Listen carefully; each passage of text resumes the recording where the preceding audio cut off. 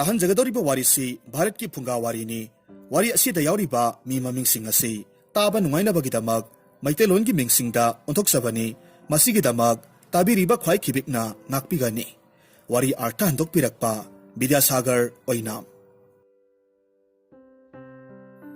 ꯊꯥꯏꯅ ꯂꯩꯕꯥꯛ ꯑꯃꯗ ꯌꯥꯝꯅ ꯄꯨꯛꯆꯦꯜ ꯆꯥꯎꯕ ꯃꯤꯅꯨꯡꯁꯤ ꯂꯩꯕ ꯆꯥꯎꯊꯣꯏ ꯀꯧꯕ ꯅꯤꯡꯊꯧ ꯑꯃꯈꯛ ꯄꯥꯜꯂꯝꯃꯤ꯫ ꯃꯍꯥꯛꯀꯤ ꯃꯁꯛ ꯃꯇꯧ ꯌꯥꯝꯅ ꯐꯖꯕꯤ ꯃꯆꯥꯅꯨꯄꯤ 8 ꯈꯛꯁꯨ ꯂꯩꯔꯝꯃꯤ꯫ ꯃꯈꯣꯏꯁꯤꯡꯗꯨ ꯆꯥꯡ ꯑꯃꯗ ꯂꯣꯏꯅꯃꯛ ꯐꯖꯔꯝꯃꯤ, ꯑꯃꯅ ꯑꯃꯗꯒꯤ ꯍꯦꯟꯅꯔꯝꯗꯦ꯫ ꯑꯗꯨꯕꯨ ꯃꯆꯤꯟ ꯃꯅꯥꯎ 8ꯀꯤ ꯃꯅꯨꯡꯗꯒꯤ ꯈ꯭ꯋꯥꯏꯗꯒꯤ ꯏꯇꯣꯟ ꯇꯣꯟꯕꯤ ꯂꯥꯏꯖꯗꯤ ꯃꯁꯦꯝ 6ꯇꯒꯤ ꯍꯦꯟꯅ ꯒ꯭ꯌꯥꯟ ꯂꯧꯁꯤꯡ ꯂꯩꯕ ꯍꯦꯜꯂꯝꯃꯤ꯫ ꯑꯗꯨꯕꯨ ꯃꯈꯣꯏꯕꯨ ꯄꯣꯛꯄꯤ ꯃꯃꯥ ꯏꯕꯦꯝꯃꯗꯨꯗꯤ ꯃꯈꯣꯏꯅ ꯌꯥꯝꯅ ꯑꯉꯥꯡ ꯑꯣꯏꯔꯤꯉꯩ ꯃꯇꯝ ꯑꯗꯨꯗ ꯐꯠꯇ꯭ꯔꯕꯤ ꯃꯅꯥꯏ ꯅꯨꯄꯤ ꯑꯃꯒꯤ ꯂꯥꯡꯗ ꯊꯨꯗꯨꯅ ꯂꯩꯈꯤꯗ꯭ꯔꯦ꯫ ꯃꯔꯝ ꯑꯁꯤꯗꯒꯤ ꯆꯥꯎꯊꯣꯏꯒꯤ ꯃꯆꯥꯅꯨꯄꯤ 8 ꯑꯗꯨꯅ ꯃꯄꯥꯕꯨꯡꯗ ꯐꯠꯇ ꯅꯨꯡꯗ ꯊꯧꯗꯣꯛ ꯑꯃꯠꯇ ꯊꯣꯛꯇꯅꯕꯅꯤ ꯍꯥꯏꯗꯨꯅ ꯃꯄꯥꯕꯨꯡꯅ ꯆꯥꯅꯕ ꯆꯥꯛꯇꯨ ꯃꯈꯣꯏ 8ꯅ ꯊꯣꯡ ꯊꯥꯛꯇꯨꯅ ꯄꯤꯖꯔꯝꯃꯤ꯫ ꯅꯥꯀꯜ ꯑꯃꯔꯣꯝꯗꯅ ꯂꯩꯕꯥꯛ ꯑꯗꯨꯃꯛꯇꯗ ꯌꯥꯝꯅ ꯂꯧꯅꯝ ꯆꯥꯎꯕꯤ ꯂꯨꯈ꯭ꯔꯥꯕꯤ ꯃꯃꯥ ꯃꯆꯥ ꯑꯃꯁꯨ ꯂꯩꯔꯝꯃꯤ꯫ ꯂꯨꯈ꯭ꯔꯥꯕꯤꯗꯨꯒꯤ ꯃꯤꯡꯅ ꯁꯅꯥꯇꯣꯝꯕꯤ ꯀꯧꯔꯝꯃꯤ꯫ ꯃꯍꯥꯛꯁꯤ ꯌꯥꯝꯅ ꯂꯥꯏꯔꯕꯤ ꯅꯨꯄꯤ ꯑꯃꯅꯤ꯫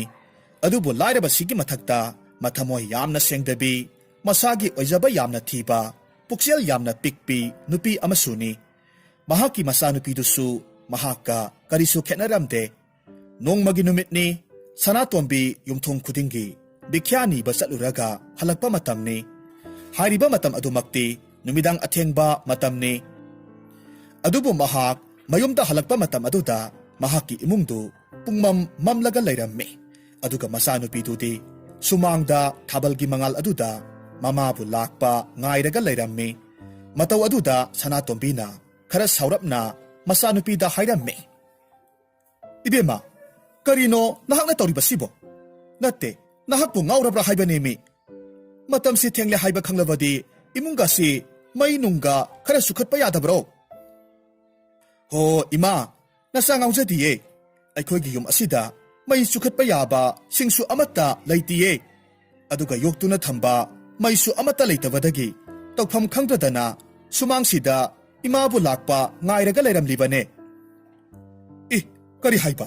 ꯃꯩ ꯑꯃꯠꯇ ꯂꯩꯇ꯭ꯔꯦ ꯍꯥꯏꯕ? ꯏꯁ, ꯀꯝꯗꯧꯅꯤ ꯑꯗꯨꯗꯤ? ꯍꯧꯖꯤꯛꯇꯤ ꯅꯨꯃꯤꯗꯥꯡꯒꯤ ꯃꯇꯝ ꯊꯦꯡꯖꯤꯜꯂꯛꯄꯁꯤꯗ ꯀꯅꯥꯃꯠꯇꯅ ꯑꯩꯉꯣꯟꯗ ꯃꯩ ꯈꯖꯤꯛꯇ ꯐꯥꯎꯕ ꯄꯤꯅꯤꯡꯂꯣꯏꯅꯦ꯫ ꯐꯔꯦ, ꯑꯗꯨꯗꯤ ꯑꯩ ꯅꯤꯡꯊꯧꯒꯤ ꯀꯣꯅꯨꯡꯗ ꯆꯠꯂꯒ ꯃꯆꯥ ꯏꯕꯦꯝꯃ 8ꯇꯨꯗꯒꯤ ꯃꯩ ꯈꯔ ꯈꯖꯤꯛꯇꯪ ꯅꯤꯔꯨꯒꯦ꯫ ꯃꯈꯣꯏꯗꯤ ꯍꯧꯖꯤꯛꯁꯦ ꯅꯤꯡꯊꯧꯒꯤ ꯆꯥꯛꯂꯦꯟ ꯊꯣꯡꯂꯒ ꯂꯩꯔꯝꯈꯤꯅꯤ꯫ ꯑꯗꯨꯅ ꯑꯩ ꯊꯨꯅꯃꯛ ꯑꯃꯨꯛꯇ ꯆꯠꯂꯨꯈꯤꯒꯦ." ꯑꯁꯨꯝꯅ ꯁꯅꯥꯇꯣꯝꯕꯤ ꯅꯤꯡꯊꯧ ꯀꯣꯅꯨꯡ ꯇꯝꯅ ꯄ꯭ꯔꯞ ꯄ꯭ꯔꯞ ꯂꯥꯛꯂꯝꯃꯤ꯫ ꯑꯗꯨꯒ ꯀꯣꯅꯨꯡꯒꯤ ꯊꯣꯉꯛꯄꯁꯤꯡꯗ ꯍꯥꯏꯖꯔꯒ ꯃꯆꯥ ꯏꯕꯦꯝꯃ 8ꯅ ꯃꯄꯥꯕꯨꯡꯒꯤꯗꯃꯛ ꯃꯊꯦꯜ ꯂꯨꯀꯣꯏ ꯀꯌꯥ ꯁꯦꯝꯂꯤꯕ ꯃꯐꯝꯗꯨꯗ ꯆꯪꯁꯤꯜꯂꯛꯂꯝꯃꯤ꯫ ꯑꯗꯨꯒ ꯍꯥꯏꯔꯛꯈꯤ, "ꯍꯣ ꯃꯆꯥ ꯏꯕꯦꯝꯃ ꯍꯣꯏ, ꯅꯅꯥꯏ ꯇꯣꯜꯂꯕꯤ ꯂꯥꯏꯔꯕꯤ ꯂꯨꯈ꯭ꯔꯥꯕꯤ ꯑꯩꯅ ꯀꯔꯤꯒꯨꯝꯕ ꯑꯃꯇꯪ ꯅꯤꯕ ꯂꯥꯛꯆꯔꯤꯌꯦ." ꯋꯥꯐꯝꯗꯨ ꯇꯥꯔꯨꯕꯗ ꯃꯆꯥ ꯏꯕꯦꯝꯃ 8ꯇꯨ ꯃꯃꯥꯏ ꯂꯩꯊꯣꯔꯛꯂꯝꯃꯤ, ꯁꯅꯥꯇꯣꯝꯕꯤꯗ ꯌꯦꯡꯂꯝꯃꯤ꯫ ꯑꯗꯨꯒ ꯈ꯭ꯋꯥꯏꯗꯒꯤ ꯑꯍꯜ ꯑꯣꯏꯔꯤꯕꯤ ꯃꯆꯥ ꯏꯕꯦꯝꯃꯗꯨꯅ ꯑꯁꯨꯝꯅ ꯍꯥꯏꯔꯛꯈꯤ, "ꯍꯩꯃꯥ, ꯆꯥꯛꯅꯤꯕꯤ ꯂꯨꯈ꯭ꯔꯥꯕꯤꯁꯦ ꯀꯣꯅꯨꯡꯁꯤꯗ ꯆꯦꯡ ꯆꯥꯛ ꯅꯤꯕ ꯂꯥꯛꯂꯤꯕ ꯃꯥꯜꯂꯦ꯫ ꯑꯣ ꯏꯃꯥ, ꯅꯆꯥ ꯑꯩꯈꯣꯏꯗꯒꯤ ꯀꯔꯤ ꯄꯥꯝꯕꯤꯕꯅꯣ? ꯍꯦꯛꯇꯃꯛ ꯍꯥꯏꯕꯤꯌꯨ꯫ ꯆꯦꯡ ꯄꯤꯌꯨ ꯍꯥꯏꯕ꯭ꯔꯥ ꯅꯠꯇ꯭ꯔꯒꯅ ꯑꯦꯟꯁꯥꯡ ꯃꯅꯥ ꯃꯁꯤꯡ ꯄꯤꯖꯧ ꯍꯥꯏꯕ꯭ꯔꯣ?"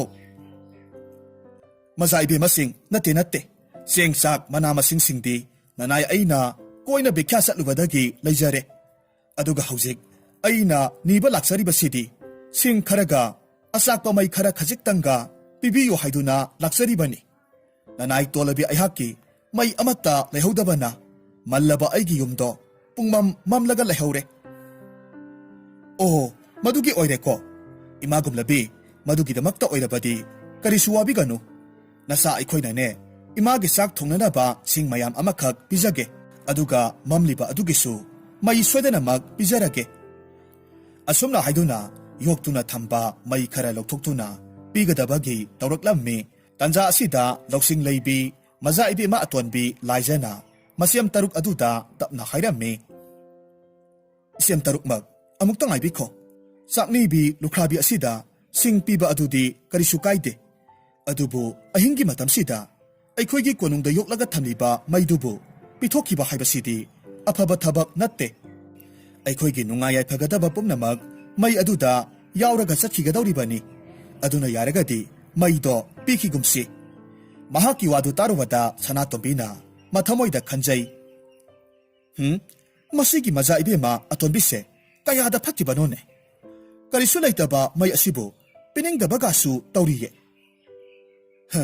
ꯏꯕꯦꯝꯃ ꯅꯪ ꯑꯃ ꯅꯁꯛꯇꯣ ꯁꯨꯛꯅꯨꯡ ꯍꯦꯛ ꯅꯨꯡꯁꯤꯈꯤꯗꯦꯗꯀꯣ ꯃꯁꯤꯗꯒꯤ ꯂꯥꯏꯖꯒꯤ ꯃꯆꯦꯝ ꯇꯔꯨꯛ ꯑꯗꯨꯅ ꯑꯃꯨꯛ ꯍꯥꯏꯔꯝꯃꯤ ꯍꯥꯏ ꯂꯥꯏꯖ ꯃꯩ ꯄꯤꯕꯕꯨ ꯀꯩꯗꯧꯏ ꯍꯥꯏꯕꯒꯦ ꯀꯔꯤꯁꯨ ꯊꯣꯏꯅ ꯈꯟꯖꯤꯜꯂꯨꯒꯅꯨ ꯅꯍꯥꯛꯅ ꯈꯜꯂꯤꯕ ꯋꯥꯈꯜꯗꯣ ꯌꯥꯝꯅ ꯂꯥꯜꯂꯦꯀꯣ ꯎꯄꯥꯏ ꯂꯩꯇ꯭ꯔꯕꯤ ꯅꯨꯄꯤꯁꯤꯒꯤ ꯃꯇꯦꯡ ꯄꯥꯡꯕꯤꯕꯁꯤꯗꯒꯤ ꯍꯦꯟꯅ ꯐꯕ ꯂꯝꯕꯤ ꯑꯃꯠꯇ ꯂꯩꯔꯣꯏꯀꯣ ꯃꯁꯤ ꯍꯥꯏꯗꯨꯅ ꯂꯥꯏꯖꯅ ꯍꯥꯏꯔꯤꯕ ꯋꯥꯗꯨꯕꯨ ꯀꯟꯊꯠꯂꯝꯃꯤ ꯃꯩꯗꯨ ꯁꯅꯥꯇꯣꯝꯕꯤꯗ ꯄꯤꯈ꯭ꯔꯦ ꯃꯁꯤꯗꯒꯤ ꯁꯅꯥꯇꯣꯝꯕꯤꯗꯨ ꯍꯔꯥꯎꯅ ꯃꯌꯨꯝꯗ ꯑꯃꯨꯛ ꯍꯟꯈ꯭ꯔꯦ ꯑꯁꯨꯝꯅ ꯅꯨꯃꯤꯠꯇꯨꯗꯒꯤ ꯍꯧꯅ ꯁꯅꯥꯇꯣꯝꯕꯤꯗꯨ ꯀꯣꯅꯨꯡꯗꯒꯤ ꯃꯩ ꯂꯧꯕ ꯇꯣꯏꯅ ꯇꯣꯏꯅ ꯂꯥꯛꯂꯝꯃꯤ ꯑꯗꯨꯒ ꯂꯥꯏꯖꯒꯤ ꯃꯆꯦꯝ ꯇꯔꯨꯛ ꯑꯗꯨꯅꯁꯨ ꯃꯍꯥꯛꯄꯨ ꯌꯥꯝꯅ ꯍꯔꯥꯎꯅ ꯂꯨꯅ ꯆꯥꯅ ꯇꯧꯕꯤꯔꯝꯃꯤ ꯃꯩ ꯑꯃꯗꯤ ꯁꯤꯡ ꯀꯌꯥꯃꯔꯨꯝ ꯄꯤꯕꯤꯔꯝꯃꯤ ꯇꯧꯔꯤꯕ ꯃꯇꯧꯁꯤ ꯂꯥꯏꯖꯅꯗꯤ ꯌꯥꯝꯅ ꯌꯥꯅꯤꯡꯂꯝꯗꯦ ꯃꯍꯥꯛꯅ ꯁꯅꯥꯇꯣꯝꯕꯤꯕꯨ ꯑꯍꯥꯟꯕ ꯎꯕ ꯅꯨꯃꯤꯠ ꯑꯗꯨꯃꯛꯇꯗ ꯃꯤꯠꯌꯦꯡ ꯆꯨꯝꯗꯕꯤ ꯅꯨꯄꯤꯅꯤ ꯂꯧꯅꯝ ꯆꯥꯎꯕꯤꯅꯤ ꯍꯥꯏꯕꯁꯤ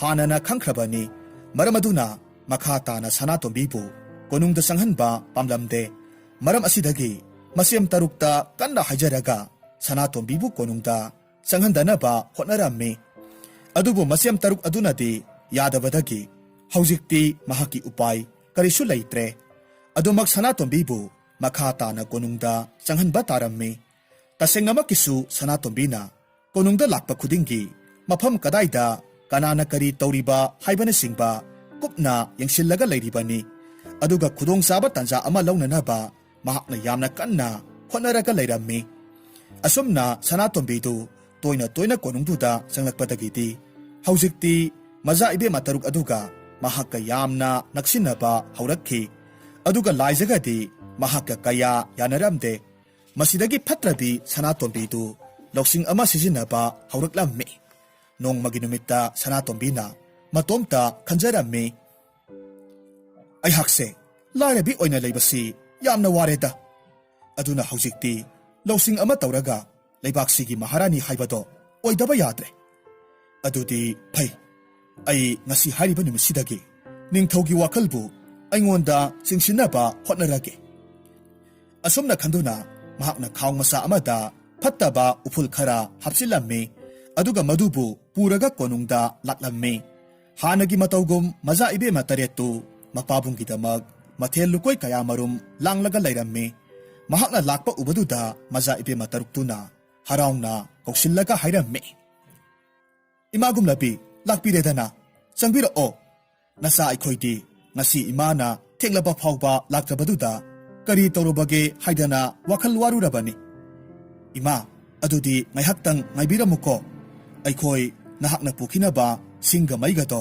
ꯊꯧꯔꯥꯡ ꯑꯃꯨꯛꯇ ꯇꯧꯔꯨꯈꯤꯒꯦ ꯁꯅꯥꯇꯣꯝꯕꯤꯅꯁꯨ ꯍꯣꯏ ꯍꯥꯏꯗꯨꯅ ꯇꯨꯃꯤꯟꯅ ꯑꯗꯨꯃꯛ ꯂꯦꯞꯂꯒ ꯂꯩꯔꯝꯃꯤ ꯃꯇꯝ ꯑꯁꯤꯗ ꯂꯥꯏꯖꯅ ꯃꯆꯦꯝ ꯇꯔꯨꯛꯇ ꯑꯃꯨꯛ ꯍꯥꯏꯔꯝꯃꯤ ꯏꯆꯦꯝ ꯇꯔꯨꯛꯃꯛ ꯌꯥꯔꯒꯗꯤ ꯅꯨꯄꯤꯁꯦ ꯀꯣꯅꯨꯡꯗ ꯆꯪꯍꯟꯗꯅꯕ ꯇꯧꯔꯁꯤꯕ ꯃꯍꯥꯛꯅ ꯑꯁꯨꯝꯅ ꯀꯣꯅꯨꯡꯁꯤꯗ ꯇꯣꯏꯅ ꯆꯪꯂꯛꯂꯕꯗꯤ ꯍꯌꯦꯡ ꯇꯨꯡꯗ ꯑꯩꯈꯣꯏꯗꯒꯤ ꯃꯍꯥꯛꯅ ꯈꯨꯗꯣꯡꯆꯥꯕ ꯀꯌꯥꯃꯔꯨꯝ ꯂꯧꯈꯤꯕꯁꯨ ꯌꯥꯏ ꯑꯗꯨꯅ ꯏꯆꯦ ꯇꯨꯡꯒꯤꯗꯃꯛꯇ ꯈꯜꯂꯒ ꯅꯨꯄꯤꯁꯦ ꯉꯁꯤꯗꯒꯤ ꯑꯃꯨꯛ ꯍꯟꯅ ꯀꯣꯅꯨꯡꯁꯤꯗ ꯆꯪꯍꯜꯂꯒꯨꯝꯁꯤ ꯍꯥꯏ ꯂꯥꯏꯖꯥ ꯀꯔꯤꯅꯣ ꯅꯍꯥꯛꯅ ꯍꯥꯏꯔꯤꯕꯗꯨꯕꯣ ꯑꯗꯨꯝꯅ ꯐꯠꯇꯅ ꯈꯟꯒꯅꯨ ꯂꯥꯏꯔꯕꯤ ꯑꯁꯤꯅꯕꯨ ꯑꯩꯈꯣꯏꯗ ꯀꯔꯤꯕꯨ ꯇꯧꯔꯛꯄ ꯉꯝꯗꯧꯔꯤꯕꯅꯣ ꯄꯥꯕꯅꯁꯨ ꯑꯩꯈꯣꯏꯗ ꯑꯋꯥ ꯑꯅꯥ ꯇꯥꯔꯕꯁꯤꯡꯒꯤ ꯃꯇꯦꯡ ꯄꯥꯡꯉꯨ ꯍꯥꯏꯗꯅ ꯇꯠꯇꯅ ꯍꯥꯏꯔꯤꯕꯗꯨꯕꯨ ꯅꯍꯥꯛꯄꯨ ꯀꯥꯎꯔꯕ꯭ꯔꯣ ꯏꯆꯦ ꯅꯅꯥꯎ ꯀꯥꯎꯖꯗꯦ ꯑꯗꯨꯕꯨ ꯑꯩꯒꯤ ꯋꯥꯈꯜꯁꯤꯅꯗꯤ ꯂꯥꯛꯂꯤꯕꯤ ꯅꯨꯄꯤ ꯑꯁꯤꯕꯨꯗꯤ ꯐꯅ ꯎꯕ ꯉꯝꯗ꯭ꯔꯦ ꯃꯔꯝ ꯑꯁꯤꯅꯅꯤ ꯅꯅꯥꯎꯅ ꯅꯨꯄꯤ ꯑꯁꯤꯕꯨ ꯆꯪꯍꯜꯂꯒꯨꯝꯁꯤ ꯍꯥꯏꯖꯔꯤꯕꯁꯦ ꯑꯗꯨꯕꯨ ꯃꯍꯥꯛꯅ ꯐꯅ ꯀꯟꯅ ꯍꯥꯏꯗꯨꯅꯁꯨ ꯃꯆꯦꯝ ꯇꯔꯨꯛ ꯑꯗꯨꯅꯗꯤ ꯌꯥꯕ ꯀꯧꯕ ꯂꯩꯈꯤꯗ꯭ꯔꯦ ꯃꯈꯣꯏꯅ ꯃꯔꯩ ꯌꯦꯠꯅꯕꯒꯤ ꯇꯥꯟꯖꯥꯁꯤ ꯂꯧꯔꯒ ꯁꯅꯥꯇꯣꯝꯕꯤꯅ ꯉꯁꯥꯏ ꯄꯨꯔꯛꯈꯤꯕ ꯐꯠꯇꯕ ꯎꯐꯨꯜ ꯋꯥꯏꯐꯨꯜꯗꯨ ꯅꯤꯡꯊꯧꯒꯤ ꯆꯥꯛꯂꯦꯟ ꯑꯗꯨꯗ ꯂꯣꯟꯅ ꯍꯥꯞꯆꯤꯟꯈ꯭ꯔꯦ ꯃꯁꯤꯗꯒꯤꯗꯤ ꯃꯖꯥ ꯏꯕꯦꯝꯃ ꯇꯔꯨꯛ ꯑꯗꯨꯅ ꯄꯤꯔꯛꯄ ꯁꯤꯡ ꯑꯃꯗꯤ ꯃꯩꯗꯨ ꯄꯨꯔꯒ ꯃꯌꯨꯝꯗ ꯑꯃꯨꯛ ꯍꯟꯈ꯭ꯔꯦ ꯑꯗꯨꯒ ꯆꯥꯎꯊꯣꯏꯗꯤ ꯃꯆꯥꯅꯨꯄꯤ ꯇꯔꯦꯠꯅ ꯂꯥꯡꯂꯤꯕ ꯃꯊꯦꯜ ꯂꯨꯀꯣꯏꯗꯨ ꯍꯥꯟꯅꯒꯨꯝꯅ ꯍꯥꯎꯅ ꯆꯥꯔꯝꯃꯤ ꯑꯗꯨꯕꯨ ꯃꯍꯥꯛꯅ ꯃꯍꯥꯛꯀꯤ ꯆꯥꯛꯂꯦꯟꯗꯨꯗ ꯐꯠꯇꯕ ꯎꯐꯨꯜ ꯃꯀꯨꯞ ꯃꯀꯨꯞ ꯀꯌꯥꯃꯔꯨꯝ ꯌꯥꯎꯕ ꯊꯦꯡꯅꯔꯝꯃꯤ ꯃꯔꯝ ꯑꯗꯨꯅ ꯃꯍꯥꯛꯅ ꯃꯇꯣꯝꯇ ꯍꯥꯏꯖꯔꯝꯃꯤ ꯑꯩꯒꯤ ꯏꯆꯥꯁꯤꯡꯁꯦ ꯑꯣꯟꯊꯣꯛꯅꯁꯨ ꯆꯦꯛꯁꯤꯟꯈꯤꯗ꯭ꯔꯦꯗꯀꯣ ꯃꯈꯣꯏꯅ ꯁꯣꯏꯕꯗꯒꯤ ꯑꯩꯒꯤ ꯆꯥꯛꯂꯨꯛꯁꯤꯗ ꯄꯥꯏꯁꯤꯟꯈꯤꯕ ꯑꯣꯏꯔꯤꯅꯤꯌꯦ ꯑꯁꯨꯝꯅ ꯈꯟꯗꯨꯅ ꯃꯍꯥꯛ ꯀꯔꯤꯁꯨ ꯊꯣꯏꯅ ꯈꯟꯖꯤꯜꯂꯝꯗꯦ ꯑꯁꯨꯝꯅ ꯊꯪꯅ ꯅꯨꯃꯤꯠ ꯅꯤꯅꯤ ꯍꯨꯝꯅꯤꯗꯤ ꯁꯅꯥꯇꯣꯝꯕꯤꯅ ꯆꯥꯎꯊꯣꯏꯒꯤ ꯆꯥꯛꯂꯨꯛꯇ ꯎꯐꯨꯜ ꯍꯟꯖꯤꯟ ꯍꯟꯖꯤꯟ ꯍꯥꯞꯆꯤꯜꯂꯝꯃꯤ ꯇꯧꯔꯤꯕ ꯃꯇꯧꯁꯤꯗ ꯍꯟꯗꯛꯇꯤ ꯆꯥꯎꯊꯣꯏꯗꯨ ꯃꯕꯨꯛꯅꯤꯡꯗ ꯆꯤꯡꯅꯕ ꯑꯃꯈꯛ ꯐꯥꯎꯔꯛꯈꯤ ꯃꯇꯣꯝꯇ ꯈꯟꯖꯔꯝꯃꯤ ꯍꯟꯗꯛ ꯃꯔꯛ ꯑꯩꯒꯤ ꯆꯥꯛꯂꯨꯛ ꯑꯁꯤꯗ ꯎꯐꯨꯜ ꯃꯌꯥꯝ ꯑꯃꯈꯛ ꯌꯥꯎꯔꯝꯂꯤꯕꯁꯤꯕꯨ ꯏꯆꯥꯅꯨꯄꯤꯁꯤꯡꯅ ꯁꯣꯏꯕꯗꯒꯤ ꯇꯧꯈꯤꯕ ꯊꯕꯛꯇꯤ ꯑꯣꯏꯔꯝꯂꯣꯏ ꯃꯁꯦ ꯀꯅꯥꯒꯨꯝꯕ ꯑꯃꯅ ꯑꯇꯝꯅꯅ ꯇꯧꯒꯦ ꯍꯥꯏꯅ ꯇꯧꯕ ꯃꯥꯟꯁꯤꯜꯂꯛꯂꯦ ꯐꯔꯦ ꯑꯗꯨꯅꯗꯤ ꯑꯩ ꯍꯣꯔꯦꯟꯁꯦ ꯏꯆꯥꯁꯤꯡꯅ ꯃꯄꯥ ꯑꯩꯒꯤꯗꯃꯛꯇ ꯆꯥꯛꯂꯨꯛ ꯁꯦꯝꯂꯤꯉꯩ ꯃꯇꯝꯗ ꯂꯣꯟꯅ ꯂꯨꯝꯂꯒ ꯌꯦꯡꯂꯒꯦ ꯑꯁꯨꯝꯅ ꯈꯟꯗꯨꯅ ꯃꯊꯪꯒꯤ ꯅꯨꯃꯤꯠꯇꯗꯤ ꯆꯥꯎꯊꯣꯏ ꯃꯆꯥꯅꯨꯄꯤꯁꯤꯡꯅ ꯂꯥꯡꯂꯤꯕ ꯃꯍꯥꯛꯀꯤ ꯃꯊꯦꯜ ꯂꯨꯀꯣꯏꯁꯤꯡꯗꯨ ꯀꯔꯝꯅ ꯊꯣꯡꯕꯒꯦ ꯍꯥꯏꯕꯗꯨ ꯂꯣꯟꯅ ꯌꯦꯡꯂꯝꯃꯤ ꯑꯗꯨꯕꯨ ꯃꯆꯥꯅꯨꯄꯤ ꯇꯔꯦꯠꯅ ꯃꯍꯥꯛꯀꯤꯗꯃꯛ ꯊꯣꯡ ꯊꯥꯛꯂꯤꯕꯗꯨꯗꯤ ꯌꯥꯝꯅ ꯐꯖꯅ ꯅꯤꯡꯊꯤꯖꯅ ꯆꯥꯝꯊꯣꯛ ꯈꯣꯠꯇꯣꯛ ꯇꯧꯔꯒ ꯊꯣꯡꯂꯝꯃꯤ ꯃꯗꯨ ꯎꯕꯗ ꯆꯥꯎꯊꯣꯏꯅ ꯃꯇꯣꯝꯇ ꯈꯟꯖꯔꯝꯃꯤ ꯑꯣ ꯑꯩꯒꯤ ꯏꯆꯥꯁꯤꯡ ꯑꯁꯤꯗꯤ ꯀꯌꯥꯗ ꯅꯨꯡꯁꯤꯔꯤꯕꯅꯣꯅꯦ ꯃꯄꯥ ꯑꯩꯒꯤꯗꯃꯛꯇꯅꯤ ꯍꯥꯏꯗꯅ ꯀꯌꯥꯗ ꯆꯦꯛꯁꯤꯟꯅ ꯑꯁꯣꯏ ꯑꯉꯥꯝ ꯌꯥꯎꯗꯅꯕ ꯍꯣꯠꯅꯖꯔꯤꯕꯅꯣ ꯉꯥꯏꯈꯣ ꯏꯆꯥꯁꯤꯡꯅ ꯑꯁꯨꯛ ꯅꯤꯡꯊꯤꯖꯅ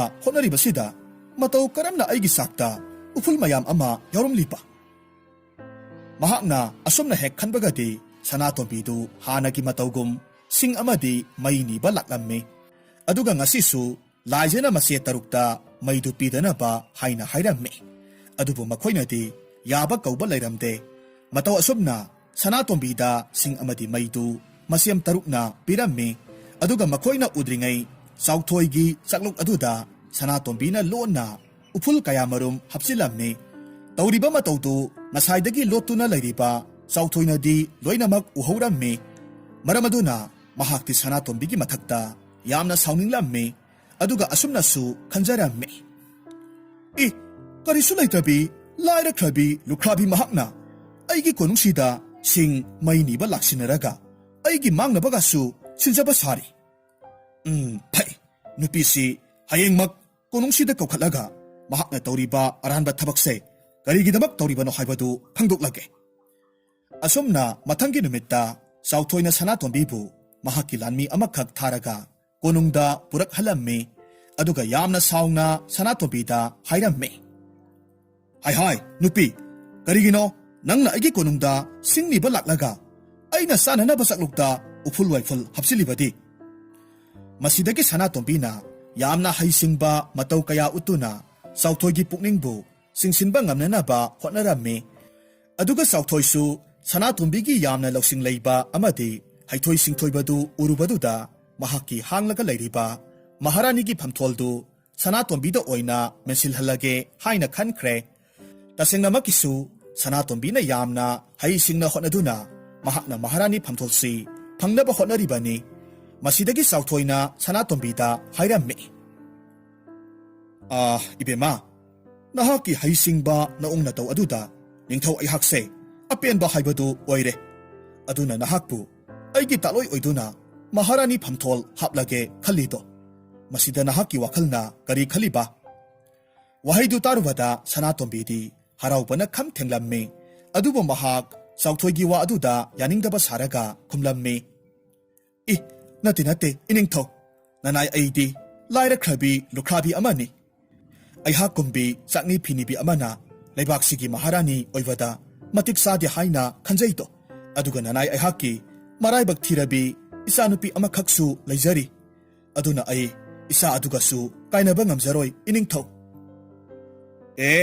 ꯃꯗꯨꯒꯤ ꯑꯣꯏꯔꯕꯗꯤ ꯊꯣꯏꯅ ꯋꯥꯔꯨꯒꯅꯨ ꯅꯍꯥꯛꯀꯤ ꯅꯆꯥꯅꯨꯄꯤꯗꯣ ꯃꯍꯥꯛꯁꯨ ꯃꯐꯝꯁꯤꯗ ꯑꯩꯈꯣꯏꯒ ꯄꯨꯟꯅ ꯂꯩꯃꯤꯟꯅꯔꯒ ꯂꯣꯏꯔꯦꯗꯅ ꯑꯁꯨꯝꯅ ꯃꯈꯣꯏ ꯑꯅꯤꯗꯨ ꯂꯨꯍꯣꯡꯗꯨꯅ ꯁꯅꯥꯇꯣꯝꯕꯤꯕꯨ ꯃꯍꯥꯔꯥꯅꯤ ꯐꯝꯊꯣꯜ ꯍꯥꯞꯈ꯭ꯔꯦ ꯑꯗꯨꯕꯨ ꯃꯆꯥꯅꯨꯄꯤ ꯇꯔꯦꯠ ꯑꯗꯨꯅꯗꯤ ꯃꯄꯥꯕꯨꯡꯅ ꯇꯧꯔꯛꯂꯤꯕ ꯈꯣꯡꯊꯥꯡ ꯑꯁꯤꯗ ꯀꯌꯥ ꯌꯥꯅꯤꯡꯂꯝꯗꯦ ꯑꯗꯨꯕꯨ ꯃꯈꯣꯏꯅꯗꯤ ꯀꯔꯤꯕꯨ ꯍꯥꯏꯕ ꯉꯝꯂꯨꯅꯤ ꯇꯨꯃꯤꯟꯅ ꯑꯗꯨꯃꯛ ꯀꯨꯝꯍꯩ ꯌꯦꯡꯕ ꯇꯥꯔꯝꯃꯤ ꯃꯇꯝ ꯈꯔꯗꯤ ꯁꯅꯥꯇꯣꯝꯕꯤꯗꯨꯁꯨ ꯃꯖꯥ ꯏꯕꯦꯝꯃ ꯇꯔꯦꯠꯇꯨꯒꯤ ꯃꯐꯝꯗ ꯌꯥꯝꯅ ꯐꯕꯤ ꯃꯃꯥꯇꯣꯟ ꯑꯃ ꯑꯣꯏꯔꯝꯃꯤ Mahaki asigumba matau aduda Sauthoidi hena apenba phaurammi maramaduna Sanatombibu mahakna suyamna nungsiba amadi thajaba haibadu oirakhi adubu matam kharagi matungdadi Sanatombina masanupi tarit aduda yamna tathi taoina otpi naibiba hauraklammi aduga mahakna maza ibema tarit aduda nongmagi numitta chara amuk khaktamak pijarammi maram asidagi makhoi tarettu chada thaktabana makhoi gi haksangdu yamna sonjilakhi Sanatombina tawriba thabakse Sauthoisu loinamak khanglibani adubu mahaksu haujikti masa tarit adudagi Sanatombina hena lumna laukhre aduna tawriba thabak singdu khanglabasu khangchinadaba saraga adumak lairammi mapabonggi asigumlaba matawasida masa nupi taret adudi mathamoi sokna nungairamde maramaduna makhoi tarettu nungti numit khudingi laikhidrabi makhoigi apokpi mamagi mongphamda chatlaga kapcharammi nongmagi numitta masa tarettu sak saduna lairingai Sanatombigi masa nupiduna mamada lona hairammi ima karigino nahakna mama asibigi masa nupi singasibu sak mabuk thanna pijariba asibu imana makhoibu nongmada chara amurak khaktamak pijarabasu makhoina sariba chakyam asidi nupa mari mangana saba ngamloidaba chakyamni aduna makhoibu ngasidagi sak khajik tamak pijabiyu hoine he nahakna haribadu sumine he phai nama aina haujik kumhai nungaiba ama sanage nahak yenguko asumna haiduna sak sariba maja ibema taretugi manakta thunamak changsilaklammi aduga makhoigi manakta lairiba khuzam happa kon adu tap launa paikhatlaga makhoi taretki sakluk aduda zoro launa haitharaklammi aduga saungna hairammi ha khangnabra sak sababu aduk yamna saba hongnabro nathibong singdo saba thakbaga ngamjadrene hei natte nakhoi taresibu nupaga amata phangjadrabo yaradi nakoita nupa amamamda thunamak senkro kaidogbage aine nakhoi gumbi mama asibigi masa singse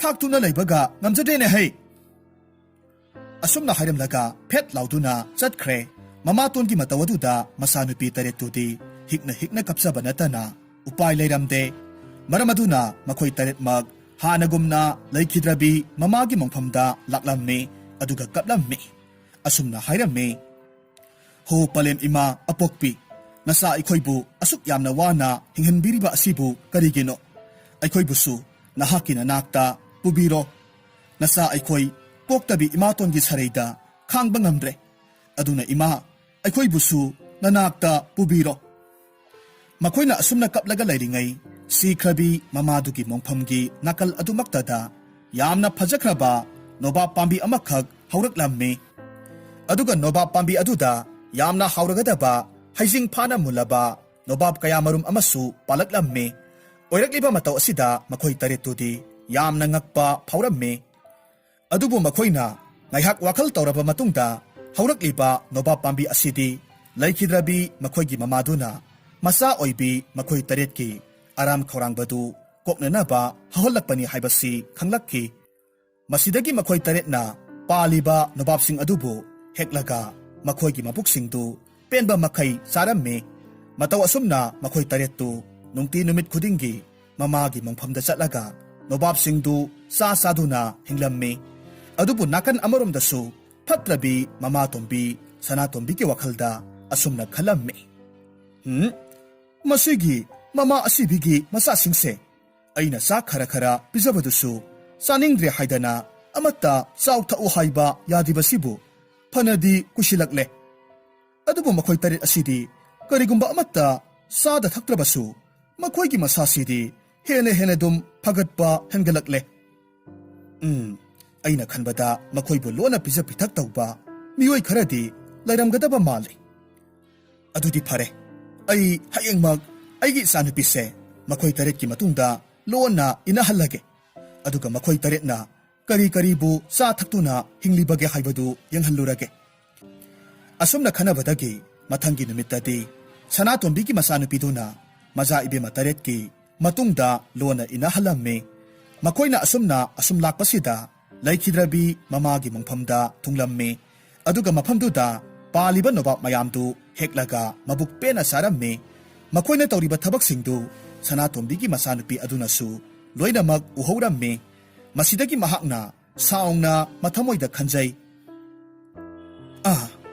ꯃꯁꯤꯒꯤ ꯅꯨꯄꯤ ꯇꯔꯦꯠꯁꯦ ꯃꯈꯣꯏꯒꯤ ꯃꯃꯥ ꯑꯁꯤꯕ ꯑꯁꯤꯒꯤ ꯃꯣꯡꯐꯝꯗ ꯍꯧꯔꯤꯕ ꯅꯣꯕꯥꯞꯁꯦ ꯆꯥꯔꯒ ꯍꯤꯡꯂꯤꯕꯣꯏꯔꯦ ꯐꯩ ꯅꯈꯣꯏ ꯉꯁꯤꯒꯤꯗꯤ ꯅꯣꯕꯥꯞꯇꯣ ꯅꯕꯨꯛ ꯄꯦꯟꯕ ꯃꯈꯩ ꯆꯥꯅꯍꯧꯔꯣ ꯑꯗꯨꯒ ꯍꯌꯦꯡ ꯍꯥꯏꯕ ꯅꯨꯃꯤꯠꯁꯤꯗꯒꯤꯗꯤ ꯅꯈꯣꯏꯒꯤ ꯅꯣꯕꯥꯞꯇꯣ ꯑꯃꯨꯛ ꯍꯟꯅ ꯆꯥꯕ ꯐꯪꯂꯔꯣꯏꯗꯕꯅꯤ ꯑꯁꯨꯝꯅ ꯈꯜꯂꯒ ꯃꯈꯥ ꯇꯥꯅ ꯂꯣꯟꯅ ꯑꯗꯨꯃꯛ ꯌꯦꯡꯂꯒ ꯂꯩꯔꯝꯃꯤ ꯑꯗꯨꯕꯨ ꯃꯍꯥꯛꯅ ꯂꯣꯟꯅ ꯌꯦꯡꯂꯒ ꯂꯩꯔꯤꯕꯁꯤ ꯂꯥꯏꯖꯅ ꯎꯊꯣꯛꯈ꯭ꯔꯦ ꯑꯗꯨꯒ ꯃꯁꯦꯝ ꯇꯔꯨꯛꯇ ꯍꯥꯏꯔꯛꯈꯤ ꯍꯣ ꯏꯁꯦꯝ ꯇꯔꯨꯛꯃꯛ ꯌꯦꯡꯕꯤꯌꯨ ꯐꯠꯇ꯭ꯔꯕꯤ ꯏꯃꯥꯇꯣꯟꯒꯤ ꯃꯆꯥꯅꯨꯄꯤ ꯑꯁꯤꯅ ꯑꯥꯗ ꯂꯨꯝꯂꯒ ꯑꯩꯈꯣꯏꯅ ꯇꯧꯔꯤꯕꯁꯤꯡꯁꯦ ꯂꯣꯟꯅ ꯌꯦꯡꯂꯒ ꯂꯩꯔꯦ ꯑꯗꯨꯅ ꯑꯩꯈꯣꯏꯒꯤ ꯅꯣꯕꯥꯞꯁꯤꯡꯁꯦ ꯃꯍꯥꯛꯅ ꯎꯗꯅꯕ ꯑꯃꯨꯛꯇꯪ ꯂꯣꯠꯁꯤꯟꯁꯤ ꯑꯗꯨꯕꯨ ꯃꯁꯦꯝ ꯇꯔꯨꯛ ꯑꯗꯨꯅꯗꯤ ꯈꯨꯝꯂꯛꯈꯤ ꯏꯆꯦꯒꯤ ꯂꯥꯏꯖꯥ ꯌꯦꯡꯉꯣꯏ ꯃꯃꯥꯅ ꯐꯅ ꯐꯠꯇ꯭ꯔꯕꯁꯨ ꯃꯆꯥꯅꯨꯄꯤ ꯑꯁꯤꯗꯤ ꯃꯃꯥꯒꯨꯝꯅ ꯇꯧꯔꯝꯒꯗꯕ ꯃꯥꯟꯗꯦ ꯑꯗꯨꯅꯅꯦ ꯃꯍꯥꯛꯁꯨ ꯑꯩꯈꯣꯏꯅ ꯆꯥꯔꯤꯕ ꯅꯣꯕꯥꯞꯁꯦ ꯃꯁꯨꯡ ꯑꯃ ꯄꯤꯔꯒ ꯄꯤꯖꯁꯤ ꯏꯆꯦ ꯑꯃꯨꯛꯇ ꯉꯥꯏꯕꯤꯈꯣ ꯅꯨꯄꯤꯁꯦ ꯃꯃꯥ ꯐꯠꯇꯕꯤꯒꯤ ꯃꯆꯥꯅꯤꯅꯦ ꯑꯗꯨꯅ ꯃꯍꯥꯛꯁꯨ ꯃꯃꯥꯒꯤ ꯃꯆꯥꯅꯤ ꯍꯥꯏꯕꯗ ꯀꯔꯤꯁꯨ ꯋꯥꯠꯂꯝꯂꯣꯏ ꯃꯔꯝ ꯑꯁꯤꯅ ꯅꯅꯥꯎ ꯑꯩꯒꯤ ꯋꯥꯈꯜꯗꯗꯤ ꯅꯨꯄꯤ ꯑꯁꯤꯗ ꯅꯣꯕꯥꯞꯁꯦ ꯄꯤꯖꯒꯨꯝꯁꯤ ꯍꯥꯏꯕꯁꯤꯗ ꯂꯩꯖꯩꯌꯦ ꯑꯗꯨꯕꯨ ꯃꯍꯥꯛꯅ ꯍꯥꯏꯔꯤꯕ ꯋꯥ ꯑꯗꯨꯗꯤ ꯃꯁꯦꯝ ꯇꯔꯨꯛ ꯑꯗꯨꯅ ꯌꯥꯕꯤꯔꯝꯗꯦ ꯃꯁꯤꯗꯒꯤ ꯃꯁꯦꯝ ꯇꯔꯨꯛ ꯑꯗꯨꯅ ꯁꯅꯥꯇꯣꯝꯕꯤꯒꯤ ꯃꯆꯥꯅꯨꯄꯤꯗꯨꯕꯨ ꯃꯈꯣꯏꯒꯤ ꯃꯅꯥꯛꯇ ꯀꯧꯁꯤꯜꯂꯝꯃꯤ ꯃꯈꯣꯏꯒ ꯄꯨꯟꯅ ꯅꯣꯕꯥꯞꯇꯨ ꯆꯥꯃꯤꯟꯅꯔꯝꯃꯤ ꯁꯅꯥꯇꯣꯝꯕꯤꯒꯤ ꯃꯆꯥꯅꯨꯄꯤꯗꯨꯅ ꯃꯈꯣꯏ ꯇꯔꯦꯠꯅ ꯈꯪꯈꯤꯗꯅꯕꯅꯤ ꯍꯥꯏꯗꯨꯅ ꯌꯥꯝꯅ ꯍꯩꯅ ꯁꯤꯡꯅ ꯑꯐꯕ ꯁꯥꯔꯝꯃꯤ ꯃꯁꯤꯗꯒꯤ ꯅꯨꯄꯤ ꯑꯗꯨꯅ ꯅꯣꯕꯥꯞꯇꯨ ꯆꯥꯕ ꯂꯣꯏꯔꯕ ꯃꯇꯨꯡ ꯀꯣꯅꯨꯡꯗ ꯑꯃꯨꯛ ꯍꯜꯂꯛꯂꯝꯃꯤ ꯑꯗꯨꯒ ꯃꯃꯥꯗ ꯑꯁꯨꯝꯅ ꯄꯥꯎ ꯇꯝꯂꯝꯃꯤ ꯏꯃꯥ ꯅꯍꯥꯛꯅ ꯆꯤꯡꯅꯔꯝꯂꯤꯕꯗꯣ ꯆꯨꯝꯂꯦ ꯃꯈꯣꯏ ꯇꯔꯦꯠꯇꯨꯗꯤ ꯃꯃꯥꯒꯤ ꯃꯣꯡꯐꯝꯗ ꯍꯧꯕ ꯅꯣꯕꯥꯞ ꯄꯥꯝꯕꯤꯗꯨꯒꯤ ꯍꯥꯎꯈ꯭ꯔꯕ ꯅꯣꯕꯥꯞꯁꯤꯡꯗꯣ ꯆꯥꯔꯒ ꯍꯤꯡꯂꯤꯕ ꯖꯥꯠꯅꯤꯗꯅ ꯑꯩꯍꯥꯛꯁꯨꯅꯦ ꯅꯣꯕꯥꯞꯇꯨꯒꯤ ꯃꯁꯨꯡ ꯑꯃ ꯆꯥꯔꯛꯏ ꯑꯣꯟꯊꯣꯛꯅ ꯍꯥꯎꯈ꯭ꯔꯦ ꯏꯃꯥꯅ ꯍꯦꯛ ꯄꯣꯛꯄꯗꯒꯤ ꯑꯗꯨꯝꯅ ꯍꯥꯎꯕ ꯅꯣꯕꯥꯞꯇꯤ ꯑꯃꯨꯛꯇꯕꯨ ꯆꯥꯔꯛꯇ꯭ꯔꯤ ꯑꯣ ꯐꯩ ꯃꯗꯨꯒꯤ ꯂꯝꯍꯦꯟꯕꯤ ꯇꯔꯦꯠꯇꯣ ꯍꯌꯦꯡꯗꯒꯤꯗꯤ ꯃꯈꯣꯏ ꯅꯣꯕꯥꯞꯇꯨ ꯆꯥꯕ ꯐꯪꯕ꯭ꯔꯥ ꯌꯦꯡꯒꯦ ꯑꯁꯤ ꯍꯥꯏꯗꯨꯅ ꯊꯨꯅꯃꯛ ꯐꯃꯨꯡꯗ ꯆꯪꯁꯤꯜꯂꯒ ꯅꯥꯁꯤꯟꯅꯕ ꯁꯥꯔꯒ ꯂꯩꯈ꯭ꯔꯦ ꯃꯍꯥꯛ ꯅꯥꯔꯦ ꯍꯥꯏꯕ ꯄꯥꯎꯁꯤ ꯇꯥꯕꯗꯒꯤ ꯅꯤꯡꯊꯧ ꯆꯥꯎꯊꯣꯏꯗꯨ ꯊꯨꯅꯃꯛ ꯃꯍꯥꯛꯀꯤ ꯀꯥꯗ ꯆꯪꯁꯤꯜꯂꯛꯂꯝꯃꯤ ꯁꯅꯥꯇꯣꯝꯕꯤꯗ ꯍꯥꯏꯔꯝꯃꯤ ꯍꯥꯏ ꯅꯨꯄꯤ ꯅꯍꯥꯛꯄꯨ ꯍꯛꯆꯥꯡꯗꯨ ꯀꯔꯤ ꯑꯣꯏꯅ ꯉꯝꯗ꯭ꯔꯤꯕꯅꯣ ꯅꯠꯇꯦ ꯅꯍꯥꯛꯄꯨ ꯍꯧꯖꯤꯛ ꯏꯀꯨꯏ ꯀꯨꯏꯗ꯭ꯔꯤꯉꯩ ꯃꯃꯥꯡꯗꯗꯤ ꯀꯔꯤꯁꯨ ꯇꯧꯗꯅ ꯂꯩꯍꯧꯕꯗꯥꯏꯅꯦ ꯋꯥꯐꯝꯗꯨ ꯇꯥꯔꯨꯕꯗ ꯁꯅꯥꯇꯣꯝꯕꯤꯅ ꯐꯃꯨꯡꯗꯒꯤ ꯅꯥꯍꯦꯕ ꯁꯥꯔꯒ ꯇꯞꯅ ꯈꯨꯝꯂꯛꯈꯤ ꯏꯅꯤꯡꯊꯧ ꯉꯥꯏꯍꯥꯛꯀꯤ ꯃꯃꯥꯡꯗꯗꯤ ꯑꯩꯁꯨ ꯀꯔꯤꯁꯨ ꯇꯧꯔꯝꯗꯕꯅꯤ ꯑꯗꯨꯕꯨ ꯈꯪꯍꯧꯗꯦ ꯑꯩꯒꯤ ꯀꯣꯛꯁꯦ ꯌꯥꯝꯅ ꯀꯟꯅ ꯆꯤꯛꯄ ꯍꯧꯔꯛꯂꯤꯕꯅꯤ ꯑꯩꯒꯤ ꯀꯣꯛꯁꯦ ꯆꯤꯛꯄꯅ ꯁꯤꯒꯗꯧꯔꯦ ꯑꯩ ꯏꯃꯥ ꯑꯩ ꯁꯤꯒꯗꯧꯔꯦ ꯍꯥꯏ ꯉꯥꯏꯈꯣ ꯀꯅꯥꯅꯣ ꯑꯃ ꯊꯥꯔꯒ ꯃꯥꯏꯕꯔ ꯃꯥꯏꯕꯤꯔ ꯑꯃꯠꯇ ꯀꯧꯍꯜꯂꯨꯈꯤꯒꯦ ꯑꯗꯨꯒ ꯅꯪꯒꯤ ꯆꯤꯛꯂꯤꯕ ꯀꯣꯛꯇꯣ ꯐꯅꯕ ꯌꯦꯡꯍꯟꯁꯤ ꯑꯃꯨꯛꯇ ꯉꯥꯏꯕꯤꯈꯣ ꯏꯅꯤꯡꯊꯧ ꯅꯅꯥꯏ ꯅꯨꯄꯤ ꯑꯩꯒꯤ ꯀꯣꯛ ꯆꯤꯛꯄꯁꯤꯗꯤ ꯃꯥꯏꯕ ꯃꯥꯏꯕꯤꯅ ꯌꯦꯡꯂꯒ ꯐꯒꯗꯕ ꯅꯠꯇꯤꯌꯦ ꯑꯗꯨꯕꯨꯅꯦ ꯑꯩꯒꯤ ꯀꯣꯛ ꯆꯤꯛꯄꯁꯦ ꯐꯅꯅꯕ ꯄꯥꯝꯕꯩ ꯑꯃꯈꯛꯇꯪꯗꯤ ꯂꯩꯌꯦ ꯃꯗꯨꯗꯤ ꯀꯔꯝꯕ ꯄꯥꯝꯕꯩꯅꯣ ꯍꯥꯏꯌꯨꯗꯅ ꯏꯅꯤꯡꯊꯧꯒꯤ ꯂꯩꯈꯤꯗ꯭ꯔꯕꯤ ꯅꯨꯄꯤ ꯑꯍꯜ ꯑꯗꯨꯒ ꯑꯩꯍꯥꯛꯀꯤꯅ ꯏꯆꯦꯗꯨꯒꯤ ꯃꯣꯡꯐꯝꯗ ꯍꯧꯔꯤꯕ ꯅꯣꯕꯥꯞ ꯄꯥꯝꯕꯤꯗꯨꯒꯤ ꯃꯔꯥꯗꯣ ꯏꯁꯤꯡꯗ ꯍꯥꯞꯂꯒ ꯐꯨꯠꯄꯤꯔꯒ ꯃꯗꯨꯒꯤ ꯃꯍꯤꯗꯨꯅ ꯑꯩꯒꯤ ꯆꯤꯛꯂꯤꯕ ꯀꯣꯛ ꯑꯁꯤꯗ ꯍꯥꯞꯄꯤꯔꯕꯗꯤ ꯀꯣꯛ ꯆꯤꯛꯄꯁꯦ ꯁꯣꯏꯗꯅꯃꯛ ꯐꯈꯤꯒꯗꯧꯔꯤꯕꯅꯤ ꯐꯔꯦ ꯑꯗꯨꯗꯤ ꯅꯍꯥꯛꯅ ꯍꯥꯏꯔꯤꯕꯗꯣ ꯃꯗꯨꯃꯛ ꯇꯧꯍꯜꯂꯒꯦ ꯃꯁꯤ ꯍꯥꯏꯗꯨꯅ ꯃꯍꯥꯛꯀꯤ ꯃꯅꯥꯏ ꯈꯔꯗ ꯅꯣꯕꯥꯞ ꯄꯥꯝꯕꯤꯗꯨ ꯐꯨꯠꯄ ꯆꯠꯍꯜꯂꯝꯃꯤ ꯑꯗꯨꯒ ꯅꯣꯕꯥꯞ ꯄꯥꯝꯕꯤꯗꯨꯒꯤ ꯃꯔꯥꯁꯤꯡꯗꯨ ꯄꯨꯔꯛꯇꯨꯅ ꯏꯁꯤꯡꯗ ꯃꯨꯟꯅ ꯐꯨꯠꯍꯟꯈ꯭ꯔꯦ ꯃꯁꯤꯗꯒꯤ ꯐꯨꯠꯂꯕ ꯃꯍꯤꯗꯨ ꯁꯅꯥꯇꯣꯝꯕꯤꯒꯤ ꯃꯀꯣꯛꯇ ꯍꯥꯞꯄꯤꯔꯝꯃꯤ ꯑꯁꯨꯝꯅ ꯍꯦꯛ ꯇꯧꯕꯒꯗꯤ ꯁꯅꯥꯇꯣꯝꯕꯤꯗꯨ ꯆꯤꯛꯂꯝꯕ ꯀꯣꯛꯇꯨꯁꯨ ꯐꯈ꯭ꯔꯦ ꯍꯥꯏꯗꯨꯅ ꯍꯥꯏꯔꯛꯂꯝꯃꯤ ꯑꯗꯨꯒ ꯐꯠꯇ꯭ꯔꯕꯤ ꯁꯅꯥꯇꯣꯝꯕꯤꯗꯨ ꯃꯊꯃꯣꯏꯗ ꯃꯃꯣꯟ ꯇꯧꯔꯒ ꯈꯟꯖꯔꯝꯃꯤ ꯈꯪꯂꯕ꯭ꯔꯥ ꯃꯃꯥ ꯑꯁꯤꯕꯤꯒꯤ ꯃꯆꯥꯅꯨꯄꯤꯁꯤꯡ ꯅꯈꯣꯏ ꯍꯧꯖꯤꯛꯇꯤ ꯀꯔꯤ ꯆꯥꯗꯨꯅ ꯍꯤꯡꯕꯅꯣ ꯍꯥꯏꯕꯗꯣ ꯌꯦꯡꯕ ꯇꯥꯔꯦ ꯃꯊꯪꯒꯤ ꯅꯨꯃꯤꯠꯅꯤ ꯃꯆꯥꯅꯨꯄꯤ ꯇꯔꯦꯠ ꯑꯗꯨꯗꯤ ꯍꯥꯟꯅꯒꯤ ꯃꯇꯧꯒꯨꯝꯅ ꯃꯃꯥꯒꯤ ꯃꯣꯡꯐꯝꯗ ꯅꯣꯕꯥꯞ ꯆꯥꯕ ꯂꯥꯛꯂꯝꯃꯤ꯫ ꯑꯗꯨꯕꯨ ꯃꯈꯣꯏꯅ ꯃꯐꯝꯗꯨ ꯌꯧꯁꯤꯜꯂꯛꯄ ꯃꯇꯝꯗꯗꯤ ꯅꯣꯕꯥꯞ ꯄꯥꯝꯕꯤꯗꯨꯗꯤ ꯂꯩꯔꯝꯗ꯭ꯔꯦ꯫ ꯃꯇꯧ ꯑꯗꯨꯗ ꯃꯆꯥꯅꯨꯄꯤ ꯇꯔꯦꯠꯇꯨꯗꯤ ꯅꯣꯡ ꯈꯣꯡꯕꯒꯨꯝꯅ ꯀꯞꯄ ꯍꯧꯔꯛꯈꯤ꯫ ꯃꯆꯥ ꯇꯔꯦꯠꯇꯨꯅ ꯃꯊ꯭ꯋꯥꯏ ꯅꯨꯡꯉꯥꯏꯇꯅ ꯀꯞꯂꯤꯕꯗꯨ ꯎꯕꯗꯨꯗ ꯅꯣꯡꯒꯥꯈ꯭ꯔꯕꯤ ꯃꯈꯣꯏꯒꯤ ꯃꯃꯥꯗꯨꯒꯤ ꯊꯋꯥꯏꯅ ꯂꯩꯔꯩꯕꯥꯛꯇꯒꯤ ꯌꯦꯡꯕ ꯉꯝꯗ꯭ꯔꯕ ꯃꯥꯜꯂꯦ꯫ ꯃꯐꯝꯗꯨꯗ ꯂꯩꯔꯝꯕ ꯅꯨꯡꯖꯥꯎ ꯀꯌꯥꯃꯔꯨꯝꯗꯨ ꯆꯥꯕ ꯌꯥꯕ ꯌꯥꯝꯅ ꯊꯣꯠ ꯊꯣꯠ ꯂꯥꯎꯔꯕ ꯇꯟ ꯂꯣꯏꯅꯃꯛ ꯑꯣꯟꯊꯣꯛꯍꯜꯂꯝꯃꯤ꯫ ꯃꯁꯤꯗꯒꯤ ꯃꯆꯥ ꯏꯕꯦꯝꯃ ꯇꯔꯦꯠ ꯑꯗꯨꯁꯨ ꯇꯟꯗꯨꯕꯨ ꯃꯕꯨꯛ ꯄꯦꯟꯅ ꯆꯥꯔꯝꯃꯤ꯫ ꯑꯁꯨꯝꯅ ꯅꯨꯃꯤꯠ ꯈꯔꯅꯤ ꯍꯧꯈ꯭ꯔꯦ꯫ ꯍꯟꯗꯛꯁꯨ ꯐꯠꯇ꯭ꯔꯕꯤ ꯃꯃꯥꯇꯣꯟꯗꯨꯅ ꯃꯆꯥ ꯏꯕꯦꯝꯃ ꯇꯔꯦꯠꯇ ꯆꯤꯡꯅꯕ ꯐꯥꯎꯔꯛꯄꯗꯒꯤ ꯍꯥꯟꯅꯒꯨꯝꯅ ꯃꯍꯥꯛꯀꯤ ꯃꯆꯥꯅꯨꯄꯤꯗꯨꯕꯨ ꯃꯈꯣꯏꯒꯤ ꯃꯇꯨꯡ ꯏꯟꯅꯔꯒ ꯌꯦꯡꯂꯨꯅꯕ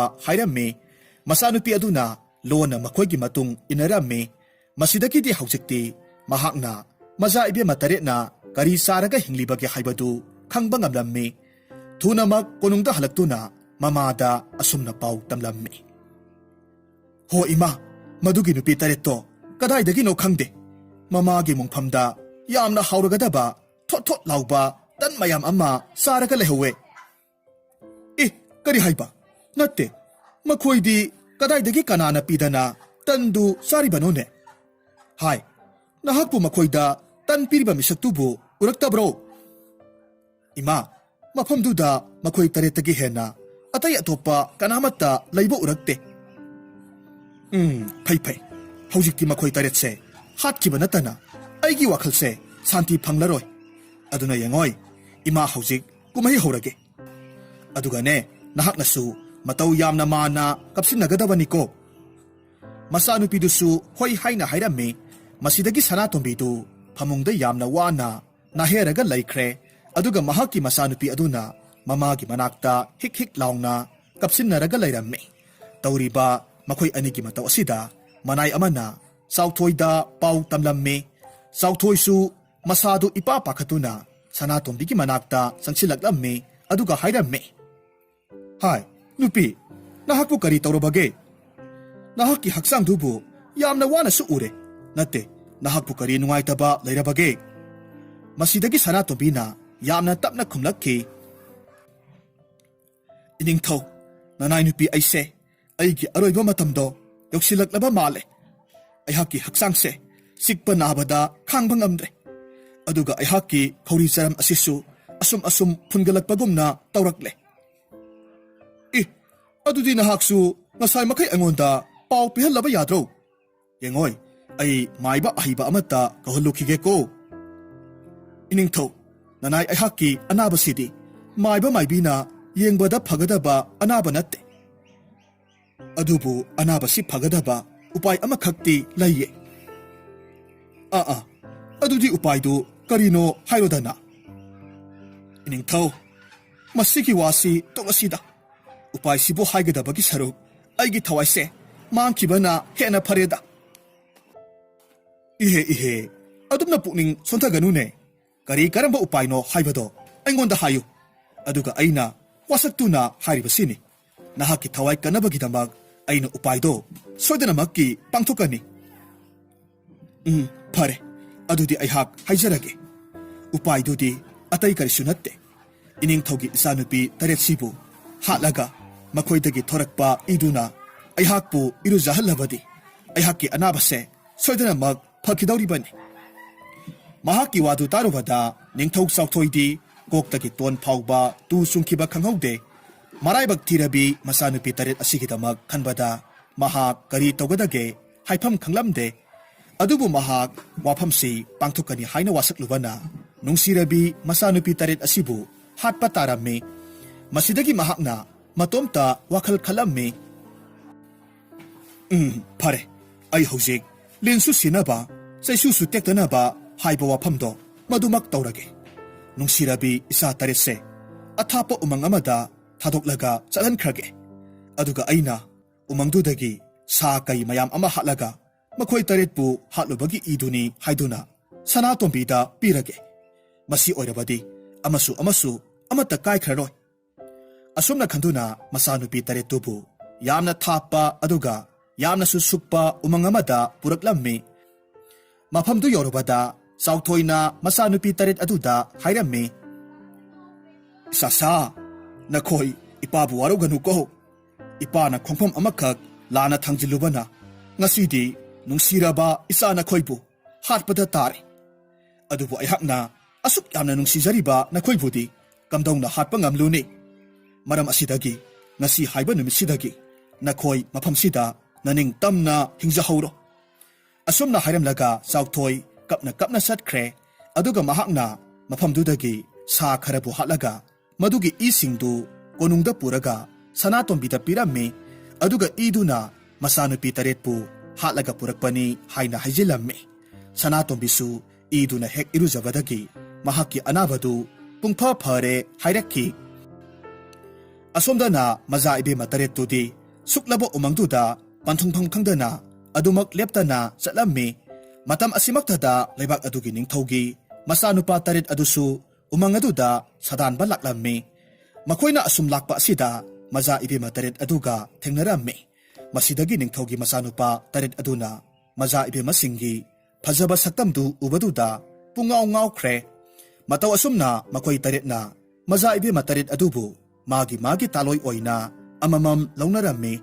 Maza ibe ma ahalduna ningthogi masanupa ahal aduna lawramme. Yaima aduna ningthaw masanupa yaima na lawre. Asumna mathang manaw naina mathang lawnaramme. Aduga iton tonbi laijagidi khwaidagi masak mataw phajaba ningthaw masanupa atonba yaibirel na lawramme. Mataw asumna hojikti makhoy loinamag yamna nungaiba punsi mahing amada hinglamme. Matamnadi asum hokiwana laija amadi yaibirelgi yamna nungsiraba masanupa amakhak phangjaramme. Aduga mahaki mingna thauba kauramme. Konung aduda ihan hanna amadi amata ngairaba angang oibaduda thaubabu makoy mayam sangduna luna sana tawbiramme. Yaibirelgi mayamba taruk amadi matay mataruk atunasu thaubabu masadawna yamna nungsina tawbiramme. Nong maginumita yaibirelgi mayamba taruk adudi makoygi karigumba thabak amagidamag konungdu thadoktuna chatkiramme. Adubu makoyna chatkriba khongchat adudagi makoy taruk mag amuk hanna konungda halakhidre. Mataw aduda makoygi loinabising adudi thamoy yamna soknaramme. Matam supada makoygi mapuroibabu ningsingduna kaplaga lainaramme. Masidagi yaibirel na phirep amakhak lawduna mahaki nupi laijada hairamme. Laija yengoy aihaki iyambasing aduna halaktribase ngasiga tharaga tha ahumlomdi henjilakle. Aduga makoy tarukto hojik sikrabara natragana hinglibara haibadusu aikoy kanamatana khangdre. Aduna ai makoygi khongul liba saludaba yadre. Maram asidagi nahak isa thaubabu ningthina hingsilamuko. Aisu yariba makai iyamba taruktubu thiba phangduna thunamak halaknaba hotnage. Wafam asida laijasu hoi haina hairamme. Asumna mathangi numitta yaibireldu mayamba tarukki khongul liba chatkre. Adubu laibak thibadi yaibirelsu konungda amuk hanna halakhidre. Oiriba matawduda laijadi mathwai yamna nungaijaramde. Mapuroiba yaibirelgi punsida kari khudong thiba takrabage haiduna mathwai yamna wajaramme. Mahaki awabaduda mase taruk adunasu themjinbiramme. Adubu hojik makoyna tawba ngamba upai amatadi leite. Maram asidagi konung aduda makoygi mapuroibadu halakhini haibagi asada wana ngairaga lainaramme. Nongmagi numitni laija hoigi konung aduda yamna ahal oiraba lainingba nupa amakhak thunglamme. Mahakna konunggi thongakpasing aduda hairamme. Konunggi sanathongsibu ngakliba athauba nanai aihak lamkoiba lainingba amani. Aduna athaubana yarabadi aihakpu konung asida sanghanbiduna maza ibungo taretuga amukta unahanbiyuba. Thongakpana khumlamme. Ipu nasu aikoibu amukta ngakpiyu. Maza ibungo taretudi mafam khangdana mangkhiba phana kuire. Aduna konungsida hojik lairibase maza ibungo taretugi loinabisingdo makoy khaktani. Maram asidagi aikoina kanagumba lamlanba amata konungsigi manungda sanghanjade. Kari haiba athauba maza ibungo taretubu mafam khangdana mangkhre haiba. Adubune yengoy athauba aihakti lainingba ahal amani. Aduna aibu, konung asida amukta sanghanduna, maza ibimasing aduga oirabasu, amuktang unajakhige. Lainingba ipu, nahak na hariba wado, aikoina ayaba piba ngamjaroi. Aduna nahak waruganuko, mapamse, thaduktuna thunamak chapikro. Iya, lainingba ingondabu, adum naka wahi khonda akanba sisinaraga, wa ngangba haunabrana he. Nakoi aihak, kanano haiba khangdraba male. Aihak se, mapu mahaki thawjal phanglaba ahalni. Aduna nakoi, aihak ki sap phangdringai, yamna thunamak aihakpu, konungsida changhallu. Ahaldugi wahaidu tarubada thongakpasingdu, yamna kiba phaurammi, maramasina, mahakpu konung aduda changhallammi. Tasengna makidi, lakliba lainingba ahalsi, yamna phattaba mahi hairaba, kunjo kauba maiba amakhak oirammi. Mahakna maza ibungo taret adubusu, mahaki mahi sisinaraga, nungjaw oina, olhalaga thamlibani. Masidagi kunjona, konunggi leiriba ka mayam aduda, changduna, fajaraba, atangba polam kayamarum amabu, mahaki khawda, huralaga hapsilammi. Aduga mahakna, asum yenglaga lakpasida, laijana mahaki masanupa thawbabu, nungsina pamlaga sumbiraga leirambadu thengnarammi. Kunjodi laijabo ahanba upamikup adumaktada, yamna pamjaba phaurammi. Maramaduna, mahakna masinda tapna sonjarammi. Oh, kayada ningtijakhrabi nuzano. Konung asida leiriba, khwaidagi phajaba posak adudi, masigi nupi asina oire. Aduna mahakpo, ayahaki taloi oidaba yadre. Asi haiduna, laijaki manakta tapna changchilaklammi, laijadi sakhangdaba ahal amana, mahaki kada changlakpa aduda, masadu khangprek khanglammi, aduga hairakki. Nahakpo kanano, aduga konung asidana, kamdauna changlakliba. Ningtirabi nuza, amukta tapthakko. Ayahakse, yamna matik mayay leraba, kunjo kauba maibaduni. Nahakpo hek ubamitkup-tuda, aigi thamoybu, nahakpo yamna nungsiba ama phawkhre.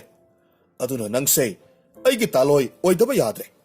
Haribu wa asida, nahaknasu yadaba tauranu. Ayahakna ne, nahakpo yamna nungay yaifana thambidawribani.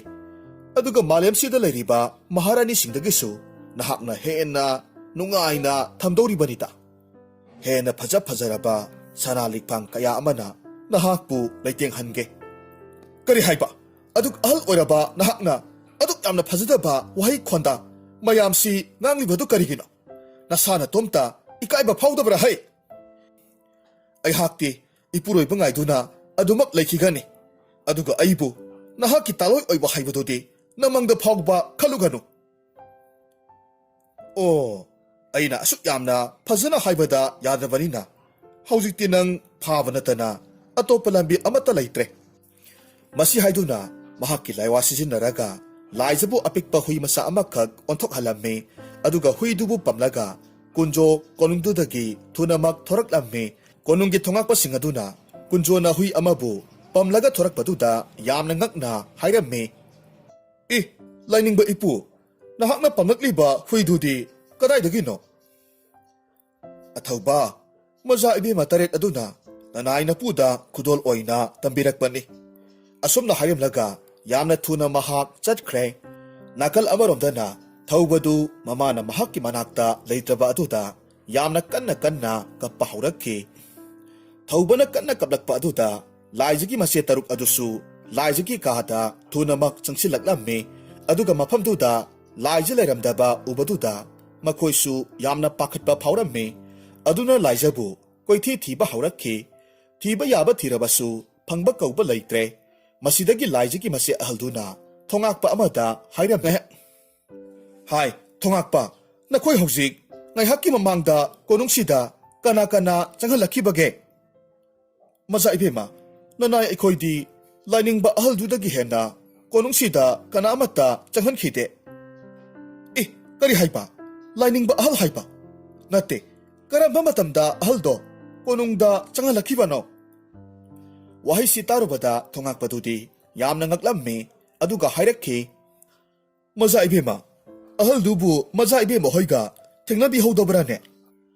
Mahakna haibadadi apikpa hui masa amabu ꯏꯕꯦꯝꯃ ꯍꯣꯏꯅ ꯈꯨꯗꯣꯜ ꯑꯣꯏꯅ ꯄꯤꯔꯛꯂꯤꯕꯅꯤ ꯍꯥꯏꯗꯨꯅ ꯄꯝꯂꯒ ꯆꯠꯈꯤ꯫ ꯋꯥꯐꯝꯗꯨ ꯇꯥꯔꯨꯕꯗꯒꯤ ꯍꯧꯖꯤꯛꯇꯤ ꯂꯥꯏꯅꯤꯡꯕ ꯑꯍꯜꯗꯨꯅ ꯂꯥꯏꯖꯕꯨ ꯐꯥꯔꯒ ꯄꯨꯈ꯭ꯔꯦ ꯍꯥꯏꯕꯁꯤ ꯈꯪꯂꯝꯃꯤ꯫ ꯃꯔꯝ ꯑꯗꯨꯅ ꯊꯨꯅꯃꯛ ꯂꯥꯟꯃꯤ ꯀꯌꯥ ꯑꯃ ꯃꯥꯏꯀꯩ ꯁꯤꯟꯕ ꯊꯨꯡꯅ ꯂꯥꯏꯖꯕꯨ ꯊꯤꯕ ꯊꯥꯔꯝꯃꯤ꯫ ꯑꯗꯨꯕꯨ ꯂꯥꯏꯕꯛ ꯊꯤꯕꯗꯤ ꯃꯈꯣꯏꯅ ꯐꯅ ꯀꯟꯅ ꯊꯤꯔꯕꯁꯨ ꯐꯪꯕ ꯀꯧꯕ ꯂꯩꯇ꯭ꯔꯦ꯫ ꯑꯁꯨꯝꯅ ꯃꯇꯝ ꯈꯔ ꯍꯧꯈ꯭ꯔꯦ꯫ ꯍꯧꯖꯤꯛꯇꯤ ꯂꯥꯏꯖ ꯑꯃꯗꯤ ꯌꯥꯏꯕꯤꯔꯦꯜꯒꯤ ꯃꯆꯥ ꯊꯧꯕꯗꯨ ꯄꯥꯈꯪ ꯃꯄꯨꯡ ꯐꯥꯔꯦ꯫ ꯅꯣꯡꯃ ꯃꯍꯥꯛꯅ ꯃꯃꯥ ꯇꯔꯨꯛ ꯑꯗꯨꯗ ꯍꯪꯂꯝꯃꯤ, ꯏꯃꯥ ꯇꯔꯨꯛ, ꯅꯆꯥ ꯑꯩꯍꯥꯛꯄꯨ ꯄꯣꯛꯄꯤꯕ ꯏꯃꯥ ꯑꯃꯗꯤ ꯄꯥꯕ ꯑꯗꯨꯒ ꯏꯄꯥ ꯏꯕꯨꯡꯉꯣ ꯇꯔꯨꯛ ꯑꯗꯨꯅ ꯃꯥꯡꯈꯤꯕꯒꯤ ꯋꯥꯔꯤꯗꯣ ꯑꯩꯉꯣꯟꯗ ꯑꯃꯨꯛꯇ ꯂꯤꯕꯤꯌꯨ꯫ ꯃꯁꯤꯗꯒꯤ ꯃꯈꯣꯏ ꯇꯔꯨꯛ ꯑꯗꯨꯅꯁꯨ ꯋꯥꯔꯤꯗꯨ ꯇꯝꯕꯤꯔꯝꯃꯤ꯫ ꯊꯧꯕꯅ ꯋꯥꯈꯜ ꯉꯥꯏꯍꯥꯛ ꯈꯜꯂꯕ ꯃꯇꯨꯡꯗ ꯍꯥꯏꯔꯛꯈꯤ, ꯐꯔꯦ ꯏꯃꯥ, ꯅꯆꯥ ꯍꯌꯦꯡꯃꯛ ꯆꯠꯂꯒ ꯃꯈꯣꯏꯒꯤ ꯈꯣꯡꯒꯨꯜ ꯂꯤꯖꯔꯨꯒꯦ꯫ ꯅꯠꯇꯦ ꯏꯃꯥꯒꯤ ꯊꯧꯕ, ꯅꯍꯥꯛ ꯈꯣꯡꯐꯝꯗꯣ ꯑꯃꯨꯛꯇ ꯍꯟꯗꯣꯛꯎ꯫ ꯃꯈꯣꯏ ꯃꯌꯥꯝꯗꯨ ꯃꯥꯡꯈꯤꯕꯒꯤ ꯑꯋꯥꯃꯩꯆꯥꯛꯁꯦ ꯉꯁꯤ ꯐꯥꯎꯕ ꯀꯣꯛꯇ꯭ꯔꯤꯕꯅꯤ꯫ ꯑꯗꯨꯅ ꯑꯩꯈꯣꯏ ꯄꯨꯝꯅꯃꯛꯀꯤ ꯊꯋꯥꯏ ꯑꯣꯏꯔꯤꯕ ꯅꯍꯥꯛꯅ ꯑꯃꯨꯛ ꯃꯐꯝ ꯈꯪꯗꯅ ꯃꯥꯡꯈꯤꯕ ꯇꯥꯔꯕꯗꯤ ꯑꯩꯈꯣꯏꯗꯤ ꯀꯅꯥꯒꯤ ꯑꯁꯥꯗ ꯍꯤꯡꯂꯒ ꯂꯩꯒꯗꯧꯔꯤꯕꯅꯣ? ꯑꯗꯨꯅ ꯅꯍꯥꯛ ꯃꯈꯣꯏꯒꯤ ꯈꯣꯡꯒꯨꯜ ꯂꯤꯕ ꯍꯥꯏꯕꯗꯣ ꯃꯗꯨ ꯍꯥꯏꯒꯅꯨ꯫ ꯅꯠꯇꯦ ꯏꯃꯥ, ꯅꯆꯥ ꯑꯩꯍꯥꯛ ꯍꯧꯖꯤꯛꯇꯤ ꯁꯥꯃꯨ ꯄꯥꯡꯒꯜ ꯆꯥꯎꯔꯦ꯫ ꯑꯗꯨꯅ ꯃꯈꯣꯏꯒꯤ ꯈꯣꯡꯒꯨꯜ ꯂꯤꯕ ꯍꯥꯏꯕꯁꯦ ꯃꯆꯥ ꯑꯣꯏꯕ ꯑꯩꯍꯥꯛꯀꯤ ꯏꯊꯧꯅꯤꯅꯦ ꯏꯃꯥ꯫ ꯊꯧꯕꯅ ꯑꯁꯨꯝꯅ ꯀꯟꯅ ꯍꯥꯏꯃꯜꯂꯕ ꯑꯗꯨꯗ ꯍꯧꯖꯤꯛꯇꯤ ꯃꯈꯣꯏ ꯇꯔꯨꯛ ꯑꯗꯨꯅꯁꯨ ꯊꯧꯕꯅ ꯍꯥꯏꯔꯤꯕꯗꯨ ꯌꯥꯔꯝꯃꯤ꯫ ꯑꯁꯨꯝꯅ ꯊꯧꯕꯗꯨ ꯎꯃꯪ ꯋꯥꯃꯪ, ꯆꯤꯡ ꯄꯥꯠ ꯇꯨꯔꯦꯜ ꯀꯌꯥꯃꯔꯨꯝ ꯐꯥꯎꯗꯨꯅ ꯑꯁꯨꯝ ꯊꯤꯕ ꯍꯧꯔꯛꯂꯝꯃꯤ꯫ ꯐꯅ ꯌꯥꯝꯅ ꯁꯥꯡꯅ ꯂꯩꯕꯥꯛ ꯀꯌꯥꯃꯔꯨꯝ ꯂꯥꯟꯗꯨꯅꯁꯨ ꯃꯥꯡꯈ꯭ꯔꯕ ꯃꯈꯣꯏꯒꯤ ꯈꯣꯡꯒꯨꯜꯗꯤ ꯂꯤꯕ ꯐꯪꯗ꯭ꯔꯦ꯫ ꯑꯗꯨꯅ ꯃꯍꯥꯛꯁꯨ ꯂꯦꯞꯇꯅ ꯑꯗꯨꯃꯛ ꯃꯈꯥ ꯇꯥꯅ ꯊꯤꯔꯛꯂꯝꯃꯤ꯫ ꯃꯍꯥꯛꯅ ꯑꯁꯨꯝꯅ ꯂꯦꯞꯇꯅ ꯑꯁꯨꯝ ꯂꯥꯛꯄꯅ ꯌꯥꯝꯅ ꯁꯨꯛꯄ ꯎꯃꯪ ꯑꯃꯗ ꯐꯖꯔꯕ ꯀꯣꯅꯨꯡ ꯑꯃꯈꯛ ꯂꯩꯔꯝꯕ ꯊꯦꯡꯅꯔꯝꯃꯤ꯫ ꯀꯣꯅꯨꯡꯗꯨ ꯍꯥꯏꯅꯤꯡꯉꯥꯏ ꯂꯩꯇꯅ ꯑꯁꯨꯛꯀꯤ ꯃꯇꯤꯛ ꯌꯥꯝꯅ ꯐꯖꯔꯝꯃꯤ꯫ ꯑꯗꯨꯒ ꯀꯣꯅꯨꯡꯗꯨꯒꯤ ꯑꯀꯣꯏꯕꯗꯅ ꯃꯈꯜ ꯀꯌꯥꯒꯤ ꯍꯩ ꯂꯩ ꯄꯥꯝꯕꯤ ꯀꯌꯥꯃꯔꯨꯝ ꯑꯃꯁꯨ ꯍꯧꯔꯝꯃꯤ꯫ ꯃꯁꯤꯒꯤ ꯃꯊꯛꯇ ꯊꯣꯏꯅ ꯍꯦꯟꯅ ꯉꯛꯂꯤꯕꯗꯤ ꯂꯩꯀꯣꯜꯗꯨꯗ ꯆꯥꯎꯔꯕ ꯅꯨꯡꯖꯥꯎ ꯀꯌꯥ ꯑꯃꯁꯨ ꯃꯁꯤꯡ ꯊꯤꯉꯝꯗꯅ ꯂꯩꯔꯝꯃꯤ꯫ ꯃꯗꯨꯕꯨ ꯎꯔꯒ ꯊꯧꯕꯅ ꯃꯇꯣꯝꯇ ꯈꯟꯖꯔꯝꯃꯤ, ꯃꯐꯝꯁꯤꯗꯤ ꯑꯣꯟꯊꯣꯛꯅꯁꯨ ꯐꯖꯈ꯭ꯔꯦꯗꯀꯣ꯫ ꯑꯗꯨꯕꯨ ꯉꯥꯏꯈꯣ, ꯑꯁꯨꯛ ꯌꯥꯝꯅ ꯁꯨꯛꯈ꯭ꯔꯕ ꯎꯃꯪ ꯑꯁꯤꯗ ꯐꯖꯈ꯭ꯔꯕ ꯀꯣꯅꯨꯡ ꯑꯃꯅ ꯅꯥꯏꯇꯣꯝ ꯂꯩꯔꯝꯕ ꯍꯥꯏꯕꯁꯦ ꯃꯁꯤ ꯑꯐꯕꯒꯤ ꯈꯨꯗꯝꯗꯤ ꯅꯠꯇꯦ꯫ ꯃꯁꯤꯒꯤ ꯀꯣꯅꯨꯡꯁꯤꯗ ꯂꯩꯔꯝꯒꯗꯧꯔꯤꯕ ꯃꯤꯑꯣꯏꯗꯣ ꯃꯤ ꯑꯣꯏꯔꯝꯂꯒꯅ ꯑꯔꯥꯏꯕ ꯑꯆꯝꯕ ꯃꯤ ꯑꯣꯏꯔꯝꯂꯣꯏ꯫ ꯑꯗꯨꯒ ꯂꯥꯏ ꯑꯣꯏꯔꯝꯕ ꯇꯥꯔꯕꯁꯨ ꯑꯐꯕ ꯂꯥꯏ ꯑꯃꯗꯤ ꯁꯨꯛꯑꯣꯏ ꯑꯣꯏꯔꯝꯂꯣꯏ꯫ ꯃꯍꯥꯛꯅ ꯑꯁꯨꯝꯅ ꯈꯜꯂꯒ ꯂꯩꯔꯤꯉꯩ ꯀꯣꯅꯨꯡꯗꯨꯗꯒꯤ ꯂꯩꯀꯣꯜꯗꯨꯕꯨ ꯁꯦꯟꯅꯔꯤꯕ ꯃꯥꯂꯤ ꯑꯗꯨꯅ ꯃꯍꯥꯛꯄꯨ ꯎꯠꯊꯣꯛꯈ꯭ꯔꯦ꯫ ꯑꯗꯨꯒ ꯃꯁꯥꯗꯨ ꯏꯄꯥ ꯄꯥꯈꯠꯅ ꯊꯧꯕꯒꯤ ꯃꯅꯥꯛꯇ ꯆꯪꯁꯤꯜꯂꯛꯇꯨꯅ ꯍꯥꯏꯔꯛꯈꯤ, ꯍꯥꯏ ꯏꯕꯨꯡꯉꯣ, ꯅꯍꯥꯛꯇꯤ ꯀꯅꯥꯅꯣ? ꯑꯗꯨꯒ ꯃꯐꯝꯁꯤꯗ ꯀꯔꯤ ꯇꯧꯕ ꯂꯥꯛꯂꯤꯕꯅꯣ? ꯅꯍꯥꯛꯅ ꯌꯥꯝꯅ ꯊꯨꯅꯃꯛ ꯃꯐꯝꯁꯦ ꯊꯥꯗꯣꯛꯂꯒ ꯆꯠꯈ꯭ꯔꯣ꯫ ꯀꯔꯤꯒꯨꯝꯕ ꯅꯍꯥꯛꯅ ꯃꯐꯝꯁꯤꯗ ꯑꯗꯨꯃꯛ ꯊꯦꯡꯊꯅ ꯂꯩꯔꯤꯕ ꯃꯈꯩ ꯅꯍꯥꯛꯀꯤ ꯄꯨꯟꯁꯤꯗꯣ ꯑꯋꯥꯐꯝꯗ ꯇꯥꯒꯗꯧꯔꯤꯕꯅꯤ꯫ ꯍꯦ ꯃꯤꯅꯨꯡꯁꯤ ꯆꯥꯎꯔꯕꯤ ꯏꯃꯥꯋꯣ, ꯅꯆꯥ ꯑꯩꯍꯥꯛ ꯃꯥꯡꯈ꯭ꯔꯕ ꯏꯃꯥ ꯄꯥꯕ ꯑꯃꯗꯤ ꯄꯥꯕ ꯃꯌꯥꯝꯗꯨ ꯊꯤꯕ ꯂꯥꯛꯆꯕꯅꯤ꯫ ꯑꯣ ꯉꯥꯏꯈꯣ, ꯅꯍꯥꯛꯀꯤ ꯏꯃꯥ ꯄꯥꯕꯒꯤ ꯃꯤꯡꯗꯨꯗꯤ ꯀꯔꯤ ꯀꯧꯕꯒꯦ? ꯏꯃꯥꯒꯨꯝꯂꯕꯤ, ꯅꯆꯥ ꯑꯩꯍꯥꯛꯀꯤ ꯄꯥꯕꯒꯤ ꯃꯤꯡꯅ ꯌꯥꯏꯕꯤꯔꯦꯜ ꯀꯧꯏ, ꯑꯗꯨꯒ ꯏꯃꯥꯒꯤ ꯃꯤꯡꯅ ꯂꯥꯏꯖ ꯀꯧꯏꯗꯣ꯫ ꯀꯔꯤ ꯍꯥꯏꯕ? ꯅꯍꯥꯛꯄꯨ ꯌꯥꯏꯕꯤꯔꯦꯜ ꯑꯃꯗꯤ ꯂꯥꯏꯖꯒꯤ ꯃꯆꯥꯅꯤ ꯍꯥꯏꯕ?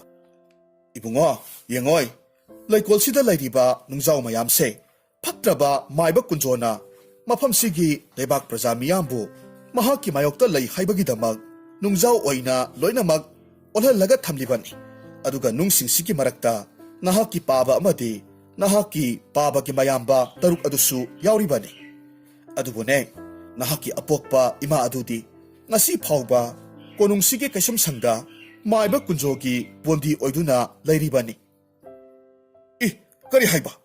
ꯑꯩꯒꯤ ꯏꯃꯥꯕꯨ ꯕꯣꯟꯗꯤ ꯑꯣꯏꯅ ꯊꯝꯂꯤ ꯍꯥꯏꯕ?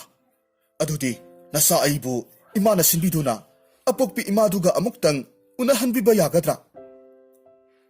ꯉꯥꯏꯈꯣ, ꯏꯃꯥ ꯋꯥ ꯑꯃ ꯍꯥꯏꯒꯦ꯫ ꯀꯔꯤꯒꯨꯝꯕ ꯅꯍꯥꯛꯅ ꯑꯩꯒꯤ ꯋꯥꯁꯦ ꯌꯥꯔꯕꯗꯤ ꯅꯍꯥꯛꯀꯤ ꯑꯄꯣꯛꯄꯤ ꯏꯃꯥꯗꯨꯒ ꯅꯍꯥꯛꯀ ꯎꯅꯕ ꯁꯣꯏꯗꯅꯃꯛ ꯐꯪꯅꯤ꯫ ꯍꯣꯏ ꯏꯃꯥꯒꯨꯝꯂꯕꯤ, ꯅꯆꯥ ꯏꯃꯥꯅ ꯍꯥꯏꯕ ꯋꯥ ꯈꯨꯗꯤꯡꯃꯛ ꯌꯥꯖꯔꯒꯦ꯫ ꯑꯗꯨꯗꯤ ꯌꯦꯡꯉꯣꯏ ꯅꯍꯥꯛ ꯍꯧꯖꯤꯛꯃꯛ ꯅꯨꯄꯤꯒꯤ ꯐꯤꯖꯣꯜ ꯁꯦꯠꯂꯒ ꯑꯩꯒꯤ ꯏꯆꯥꯅꯨꯄꯤ ꯁꯥꯔꯒ ꯂꯩꯔꯣ ꯑꯩꯒꯤ ꯏꯆꯥꯅꯨꯄꯤ ꯃꯌꯥꯝ ꯑꯃ ꯂꯩ ꯃꯈꯣꯏꯁꯤꯡꯗꯨ ꯂꯣꯏꯅꯃꯛ ꯂꯩꯀꯣꯜ ꯑꯁꯤꯗ ꯊꯕꯛ ꯁꯨꯔꯒ ꯂꯩꯔꯤꯕꯅꯤ ꯑꯗꯨꯅ ꯅꯍꯥꯛꯁꯨ ꯃꯈꯣꯏ ꯃꯌꯥꯝꯒꯤ ꯃꯔꯛꯇ ꯅꯨꯄꯤ ꯁꯥꯔꯒ ꯊꯕꯛꯇꯣ ꯇꯧꯔꯒ ꯂꯩꯔꯣ ꯑꯗꯨ ꯑꯣꯏꯔꯕꯗꯤ ꯇꯟꯖꯥ ꯑꯃ ꯌꯦꯡꯂꯒ ꯅꯍꯥꯛꯅ ꯅꯪꯒꯤ ꯏꯃꯥꯒ ꯎꯅꯕ ꯐꯪꯕꯁꯨ ꯌꯥꯏ ꯃꯁꯤꯗꯒꯤ ꯊꯧꯕꯅ ꯃꯥꯂꯤꯗꯨꯒꯤ ꯋꯥꯗꯨ ꯌꯥꯔꯦ ꯃꯍꯥꯛꯁꯨ ꯅꯨꯄꯤ ꯁꯥꯔꯝꯃꯤ ꯏꯀꯨꯏ ꯀꯨꯏꯗꯅ ꯃꯥꯏꯕ ꯀꯨꯟꯖꯣꯗꯨ ꯂꯩꯀꯣꯜ ꯑꯗꯨꯗ ꯊꯣꯔꯛꯂꯝꯃꯤ ꯑꯗꯨꯒ ꯅꯨꯄꯤ ꯁꯥꯔꯒ ꯂꯩꯔꯤꯕ ꯊꯧꯕꯗ ꯍꯥꯏꯔꯝꯃꯤ ꯍꯥꯏ ꯏꯕꯦꯝꯃ ꯅꯍꯥꯛ ꯉꯁꯤꯒꯤ ꯑꯣꯏꯅ ꯑꯩꯒꯤ ꯊꯋꯥꯏ ꯑꯣꯏꯔꯤꯕꯤ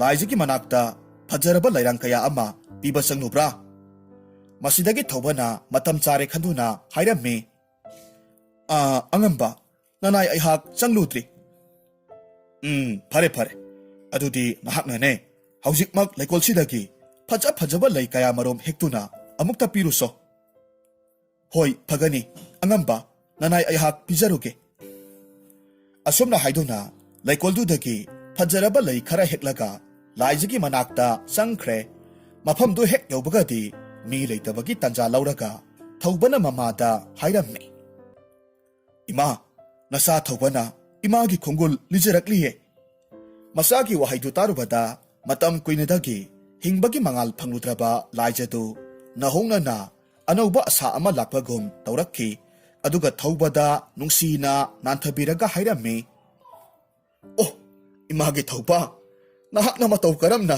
ꯃꯐꯝꯁꯤ ꯌꯧꯅꯕ ꯂꯥꯛꯂꯤꯕꯅꯣ ꯑꯗꯨꯒ ꯌꯦꯡꯉꯣꯏ ꯃꯐꯝꯁꯤꯗ ꯂꯩꯔꯤꯕ ꯃꯥꯏꯕ ꯀꯨꯟꯖꯣ ꯍꯥꯏꯔꯤꯕ ꯃꯤꯁꯛꯁꯤꯗꯤ ꯌꯥꯝꯅ ꯐꯠꯇꯕ ꯑꯗꯨꯒ ꯃꯍꯩ ꯌꯥꯝꯅ ꯍꯩꯕ ꯃꯥꯏꯕ ꯑꯃꯅꯤ ꯑꯗꯨꯅ ꯃꯍꯥꯛꯀ ꯃꯇꯧ ꯀꯝꯗꯧꯅ ꯁꯃꯨ ꯃꯌꯣꯛ ꯌꯥꯒꯗꯧꯔꯤꯕꯅꯣ ꯏꯃꯥ ꯃꯗꯨꯒꯤꯗꯃꯛꯇ ꯑꯣꯏꯔꯕꯗꯤ ꯍꯦꯟꯅ ꯋꯥꯕꯤꯔꯨꯒꯅꯨ ꯑꯗꯨꯕꯨ ꯃꯥꯏꯕ ꯀꯨꯟꯖꯣꯕꯨ ꯃꯥꯏꯊꯤꯕ ꯄꯤꯅꯕ ꯍꯣꯠꯅꯕꯗ ꯅꯆꯥꯅ ꯏꯃꯥꯒꯤ ꯃꯇꯦꯡ ꯑꯃꯈꯛꯇꯪꯗꯤ ꯅꯤꯖꯕ ꯇꯥꯔꯤ ꯍꯥꯏꯌꯨ ꯍꯥꯏꯌꯨ ꯀꯔꯤ ꯀꯔꯝꯕ ꯃꯇꯦꯡꯅꯣ ꯏꯃꯥꯅ ꯁꯣꯏꯗꯅꯃꯛ ꯄꯥꯡꯅꯤ ꯏꯃꯥꯅ ꯀꯨꯟꯖꯣꯕꯨ ꯃꯣꯏꯊꯦꯝ ꯇꯧꯔꯒ ꯃꯍꯥꯛꯀ ꯂꯨꯍꯣꯡꯕꯒꯤ ꯋꯥꯗꯣ ꯌꯥꯔꯦ ꯍꯥꯏꯖꯤꯟꯕꯤꯌꯨ ꯑꯗꯨꯒ ꯏꯃꯥꯅ ꯃꯍꯥꯛꯄꯨ ꯊꯦꯝ ꯂꯧꯗꯨꯅ ꯃꯍꯥꯛꯀꯤ ꯃꯇꯤꯛ ꯃꯌꯥꯏ ꯆꯝꯍꯟꯕ ꯉꯝꯕ ꯅꯠꯇ꯭ꯔꯒꯅ ꯃꯍꯥꯛꯀꯤ ꯊꯋꯥꯏꯗꯣ ꯂꯧꯕ ꯉꯝꯒꯗꯕ ꯄꯥꯝꯕꯩꯗꯨ ꯑꯃꯇꯪ ꯏꯃꯥꯅ ꯈꯪꯗꯣꯛꯄꯤꯔꯛꯎ ꯐꯔꯦ ꯐꯔꯦ ꯅꯍꯥꯛꯅ ꯍꯥꯏꯔꯤꯕ ꯑꯗꯨꯃꯛ ꯏꯃꯥ ꯇꯧꯔꯒ ꯌꯦꯡꯂꯒꯦ ꯑꯁꯨꯝꯅ ꯍꯥꯏꯗꯨꯅ ꯃꯊꯪꯒꯤ ꯅꯨꯃꯤꯠꯇ ꯀꯨꯟꯖꯣꯅ ꯂꯥꯏꯖꯒꯤ ꯃꯅꯥꯛꯇ ꯆꯪꯂꯛꯄ ꯃꯇꯝꯗ ꯃꯍꯥꯛꯄꯨ ꯌꯥꯝꯅ ꯅꯨꯡꯁꯤꯕ ꯁꯥꯔꯒ ꯍꯥꯏꯔꯛꯈꯤ ꯍꯣ ꯑꯣꯖꯥ ꯃꯥꯏꯕ ꯅꯅꯥꯏ ꯑꯩꯍꯥꯛ ꯅꯍꯥꯛꯄꯨ ꯂꯥꯛꯄ ꯋꯥꯅ ꯉꯥꯏꯖꯔꯝꯂꯤꯕꯅꯦ ꯂꯥꯏꯖꯒꯤ ꯋꯥꯍꯩ ꯈꯣꯟꯗꯥ ꯅꯨꯡꯁꯤꯕꯗꯨ ꯇꯥꯔꯨꯕꯗ ꯀꯨꯟꯖꯣꯗꯤ ꯄꯨꯡꯉꯛ ꯉꯛꯈ꯭ꯔꯦ ꯇꯞꯅ ꯍꯥꯏꯔꯛꯈꯤ ꯏꯁ ꯑꯁꯨꯛ ꯅꯨꯡꯁꯤꯕ ꯅꯍꯥꯛꯀꯤ ꯋꯥꯍꯩ ꯈꯣꯟꯗꯥ ꯑꯁꯤꯗꯤ ꯑꯩꯅ ꯃꯃꯥꯡꯗꯁꯨ ꯑꯃꯨꯛꯇ ꯍꯟꯅ ꯇꯥꯈꯤꯗ꯭ꯔꯤ ꯅꯠꯇꯦ ꯉꯁꯤꯁꯤꯕꯨ ꯀꯔꯤ ꯅꯨꯃꯤꯠꯀ ꯑꯣꯏꯔꯤꯕꯖꯥꯠꯅꯣ ꯑꯩꯕꯨ ꯃꯪꯂ ꯇꯥꯏꯕꯪꯂꯅꯦ ꯇꯧꯔꯤꯕꯁꯤꯕꯣ ꯍꯣ ꯑꯣꯖꯥ ꯃꯥꯏꯕ ꯃꯪ ꯅꯠꯇꯤꯌꯦ ꯇꯥꯏꯕꯪꯅꯦ ꯑꯩꯍꯥꯛꯅ ꯉꯁꯤꯒꯤ ꯑꯍꯤꯡꯁꯦ ꯋꯥꯈꯜ ꯃꯨꯟꯅ ꯈꯜꯂꯕ ꯃꯇꯨꯡꯗ ꯅꯍꯥꯛꯀ ꯂꯨꯍꯣꯡꯕꯒꯤ ꯋꯥꯗꯣ ꯌꯥꯔꯒꯦ ꯍꯥꯏꯅ ꯂꯦꯞꯂꯦ ꯑꯩꯍꯥꯛꯅꯦ ꯃꯇꯝ ꯀꯨꯏꯅ ꯅꯍꯥꯛꯀ ꯑꯁꯨꯝꯅ ꯃꯨꯛꯅꯔꯒ ꯂꯩꯕꯁꯦ ꯀꯥꯟꯅꯕ ꯀꯔꯤꯁꯨ ꯐꯪꯗꯧꯕ ꯃꯥꯟꯗ꯭ꯔꯦ ꯍꯣ ꯑꯗꯨꯃꯥꯏꯅ ꯅꯍꯥꯛꯅ ꯍꯥꯟꯅ ꯍꯥꯏꯔꯝꯂꯒꯗꯤ ꯀꯩꯁꯨꯝ ꯁꯪꯗ ꯂꯩꯔꯤꯕꯁꯦ ꯂꯩꯈꯤꯒꯗ꯭ꯔꯣ ꯐꯔꯦ ꯐꯔꯦ ꯑꯗꯨꯗꯤ ꯑꯐꯕ ꯅꯨꯃꯤꯠ ꯑꯃ ꯌꯦꯡꯂꯒ ꯑꯩꯈꯣꯏ ꯑꯅꯤꯒꯤ ꯂꯨꯍꯣꯡꯕꯗꯣ ꯃꯇꯝ ꯑꯃ ꯂꯦꯞꯊꯣꯛꯑꯁꯤꯀꯣ ꯍꯣꯏ ꯌꯥꯏꯌꯦ ꯃꯗꯨꯃꯛꯅꯤ ꯑꯩꯅ ꯄꯥꯝꯃꯤꯕꯁꯤꯁꯨ ꯑꯗꯨꯕꯨ ꯑꯣꯖꯥ ꯃꯥꯏꯕ ꯅꯅꯥꯏ ꯑꯩꯍꯥꯛꯅ ꯈꯪꯖꯅꯤꯡꯕ ꯋꯥ ꯑꯃꯇꯪꯗꯤ ꯂꯩꯖꯩꯌꯦ ꯀꯔꯤꯅꯣꯅꯦ ꯅꯍꯥꯛꯅ ꯈꯪꯅꯤꯡꯂꯤꯕꯕꯨ ꯑꯣꯖꯥ ꯃꯥꯏꯕꯒꯤ ꯊꯋꯥꯏꯁꯤꯕꯨ ꯀꯔꯤꯅ ꯎꯁꯤꯟ ꯑꯣꯜꯂꯒ ꯂꯩꯕꯒꯦ ꯅꯠꯇ꯭ꯔꯒꯅ ꯅꯍꯥꯛꯀꯤ ꯑꯁꯣꯟꯕ ꯄꯣꯠꯁꯛꯀ ꯂꯩꯕ꯭ꯔꯥ ꯂꯥꯏꯖ ꯀꯔꯤꯅꯣ ꯅꯍꯥꯛꯅ ꯋꯥꯍꯪꯗꯨ ꯍꯪꯂꯤꯕꯗꯤ ꯑꯣꯖꯥ ꯃꯥꯏꯕ ꯍꯧꯖꯤꯛꯇꯤ ꯅꯍꯥꯛꯀꯤ ꯑꯔꯣꯟ ꯑꯊꯨꯞ ꯄꯨꯝꯅꯃꯛ ꯑꯩꯉꯣꯟꯗ ꯁꯦꯡꯅ ꯍꯥꯏꯕꯤꯔꯣ ꯃꯔꯝꯗꯤ ꯑꯩꯍꯥꯛꯁꯦ ꯅꯍꯥꯛꯀꯤ ꯅꯅꯥꯏ ꯅꯨꯄꯤ ꯑꯣꯏꯔꯒꯗꯕꯅꯤ ꯑꯗꯨꯅ ꯅꯍꯥꯛꯀꯤꯅꯤ ꯍꯥꯏꯕ ꯈꯨꯗꯤꯡꯃꯛ ꯑꯩꯅ ꯈꯪꯖꯤꯟꯗꯕ ꯌꯥꯗ꯭ꯔꯦ ꯀꯔꯤꯒꯨꯝꯕ ꯅꯉꯣꯟꯗ ꯐꯠꯇꯕ ꯃꯤꯑꯣꯏꯁꯤꯡꯅ ꯑꯋꯥ ꯑꯅꯥ ꯇꯥꯍꯟꯒꯗꯕ ꯂꯩꯔꯕꯁꯨ ꯅꯅꯥꯏ ꯅꯨꯄꯤꯅ ꯎꯀꯟ ꯑꯣꯏꯖꯒꯗꯧꯔꯤꯕꯅꯤ ꯂꯥꯏꯖꯒꯤ ꯋꯥꯍꯩꯗꯨ ꯇꯥꯔꯨꯕꯗ ꯀꯨꯟꯖꯣꯗꯤ ꯃꯊꯃꯣꯏꯗꯨ ꯄꯨꯡꯄꯦꯟ ꯄꯦꯟꯈ꯭ꯔꯦ ꯑꯗꯨꯒ ꯍꯥꯟꯅꯗꯒꯤ ꯍꯦꯟꯅ ꯂꯥꯏꯖꯕꯨ ꯅꯨꯡꯁꯤꯕ ꯍꯦꯜꯂꯛꯂꯝꯃꯤ ꯃꯍꯥꯛꯅꯗꯤ ꯂꯥꯏꯖꯅ ꯃꯍꯥꯛꯄꯨ ꯍꯥꯠꯅꯕ ꯍꯣꯠꯅꯔꯤꯕꯅꯤ ꯍꯥꯏꯕꯁꯤ ꯈꯪꯂꯝꯗꯦ Maram aduna laijada yamna nungsina yenglaka hairakki. Hoine he. Nahakna haribadubudi sumine. Yengoi. Aihaki aswanba haibabu. Aigi thawai say. Tenawa amada haplaga thamlibani. Aduga hariba tenawa dudi. Mafam sidagi yamna lamna laiba. Nungzaw ngaktamak laiba mafam duda. Tamthiraba thawai kayana mahakpo ningthina ngak sialaga thamlibani. Aduna tenawa dubu. Taibang miyoiba kanamatana. Hatpadi laredana. Sokpa phawba ngamloi ko. Aduna nahakna aigidamak waribado. Karisu thoina waruganu. Laijadi kunjogi wadu taruraga. Masano pa thawbagidamak khanbada. Nungsa yamna thirame. Adubu maha kunjogi mamangdadi. Awaba wakhaldu losilame. Masiki matungda ngaihak leregadi. Thawbadu laijagi phajaraba.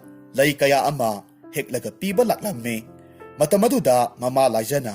Thawbada kunjogi thawai oiriba. Tenawadugi maramda. Loinamak tamlamme. Aduga makhatana amuk hairakki. Imagi ibungo. Imati nahakkidamak khanbada. Yamna nungsa thine he.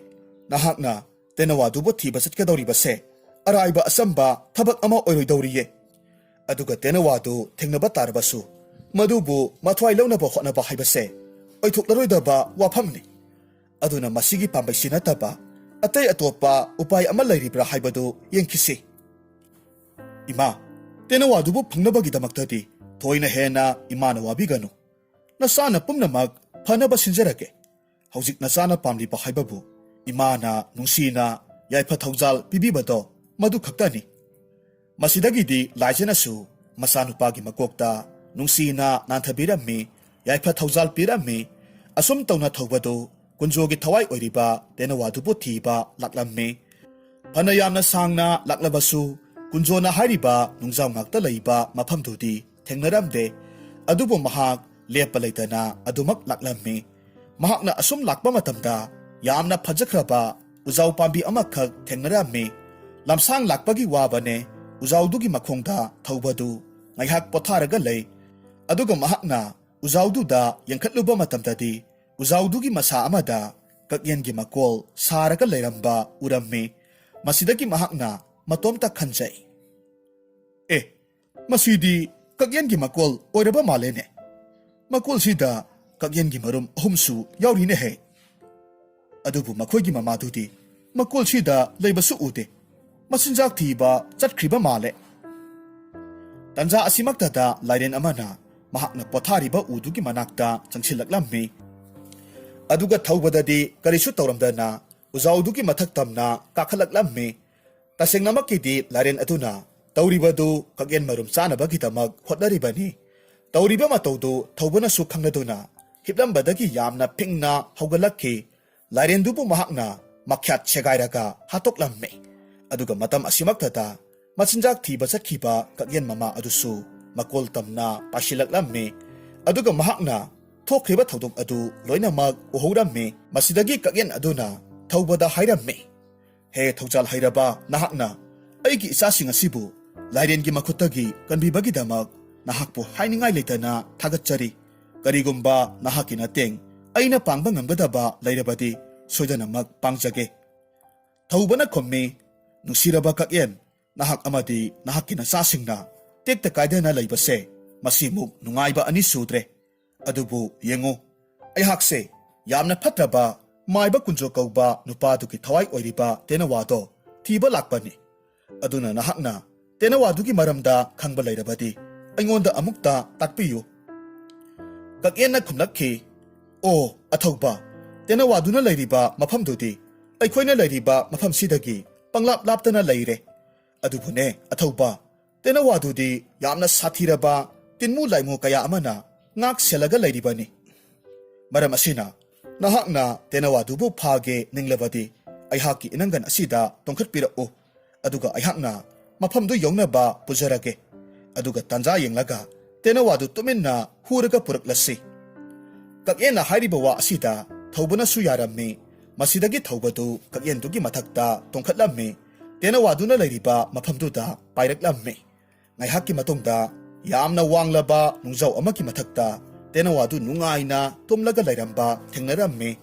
Aduga nungjaw dugi makhadana tinmu laimu kaya marum tumlaga leirammi masidagi makhoi anina tanjasi chapsare khanduna thunamak pasilaklammi tena wadubu pharaga purakhi matau asumna thobana kakyenduki matengdagi kunjogi thawai oiriba tena wadu yamna laina phaba ngamlammi asumna haujikti mahakna kakyenduda thagat wahai khara hairamlaga tena wadu puraga kunjogi manakta halaklammi kunjodi mahaki thawai oiriba tena wadu thobana pairaga purakpaduda yamna pakhatpa phaurammi maramaduna khonjel niklap tongna thobada hairammi hai ibunga nahakpu kanano ne he aduga nahakna purakliba tena wadudi kadaidagi phangaklibano thobana khomme ipu nasu aihakti yamna lapa mafam amadagi laksabani aduga tena wasidi aina pisak piklingaidagi laminarakpa tena wani kari haiba masigi tena wasibu nahakna pisak piklingaidagi laminarai haiba phare phare amabu oire yengoi nahaki tena wase ai leihorage aduga madugi mamal oina yamkhra ba sana lupa kaya marum nangonda pirage ipu aihakti sana lupa amata pamjade aduga aihaki tena wa asigasu kaina bangamlo ibungo yengoi nahakna apamba karino amatangdi hayo ai soidana mak pige aduga nahaki tena wado madubudi aingonda piro oh phare adudi ipu aina pamlibase ipuna soidana makki pige haiduna hana amukta wasak piyu hoi aina wasaktuna hairibasini nahakna pamliba adumak aina pige adudi ipu nahakna nungjaw olhalaga thamliba mayamse taibang mi loinamak onthokhanbiyu masidagi kunjonasu upai amata leitabadagi nungjaw olaga leikraba mioising adubu taibang mioiba loinamak onthokhalamme aduga thawbada hairamme ibungo haujikti nahaki apambado aina pirabanina aihakna pamliba tena wadubudi aingonda pirodana hoi ipu pirage sese asi haiduna tena wadugi oi thangba masadu thudeklamme masidagi kunjodusu mahaki oi thangba makhuttu masa matomta teklamme makhut tekpagi chaina aduna kunjodi yamna wana thawbada hairamme is aidi siretana ibungo adumna tawbiganu nahakna sanbiduna aigi tena wato amukta pibiyo adubu mahakna hairibadudi thawbanadi tasilode aduga tena wadugi yet thangba masadu amuk thudeklamme masidagi kunjogi yetki makhut adusu matomta teklamme aduga thawbana tena wadugi makoktu laithatlaga hatkre mataw asumna tawbadagi kunjodusu makok adu matomta laithatuna sikhiramme masidagi thawbasu mama mapa amadi mapalsinga unaduna mayumda amuk halakhi aduga nunga yaifana panki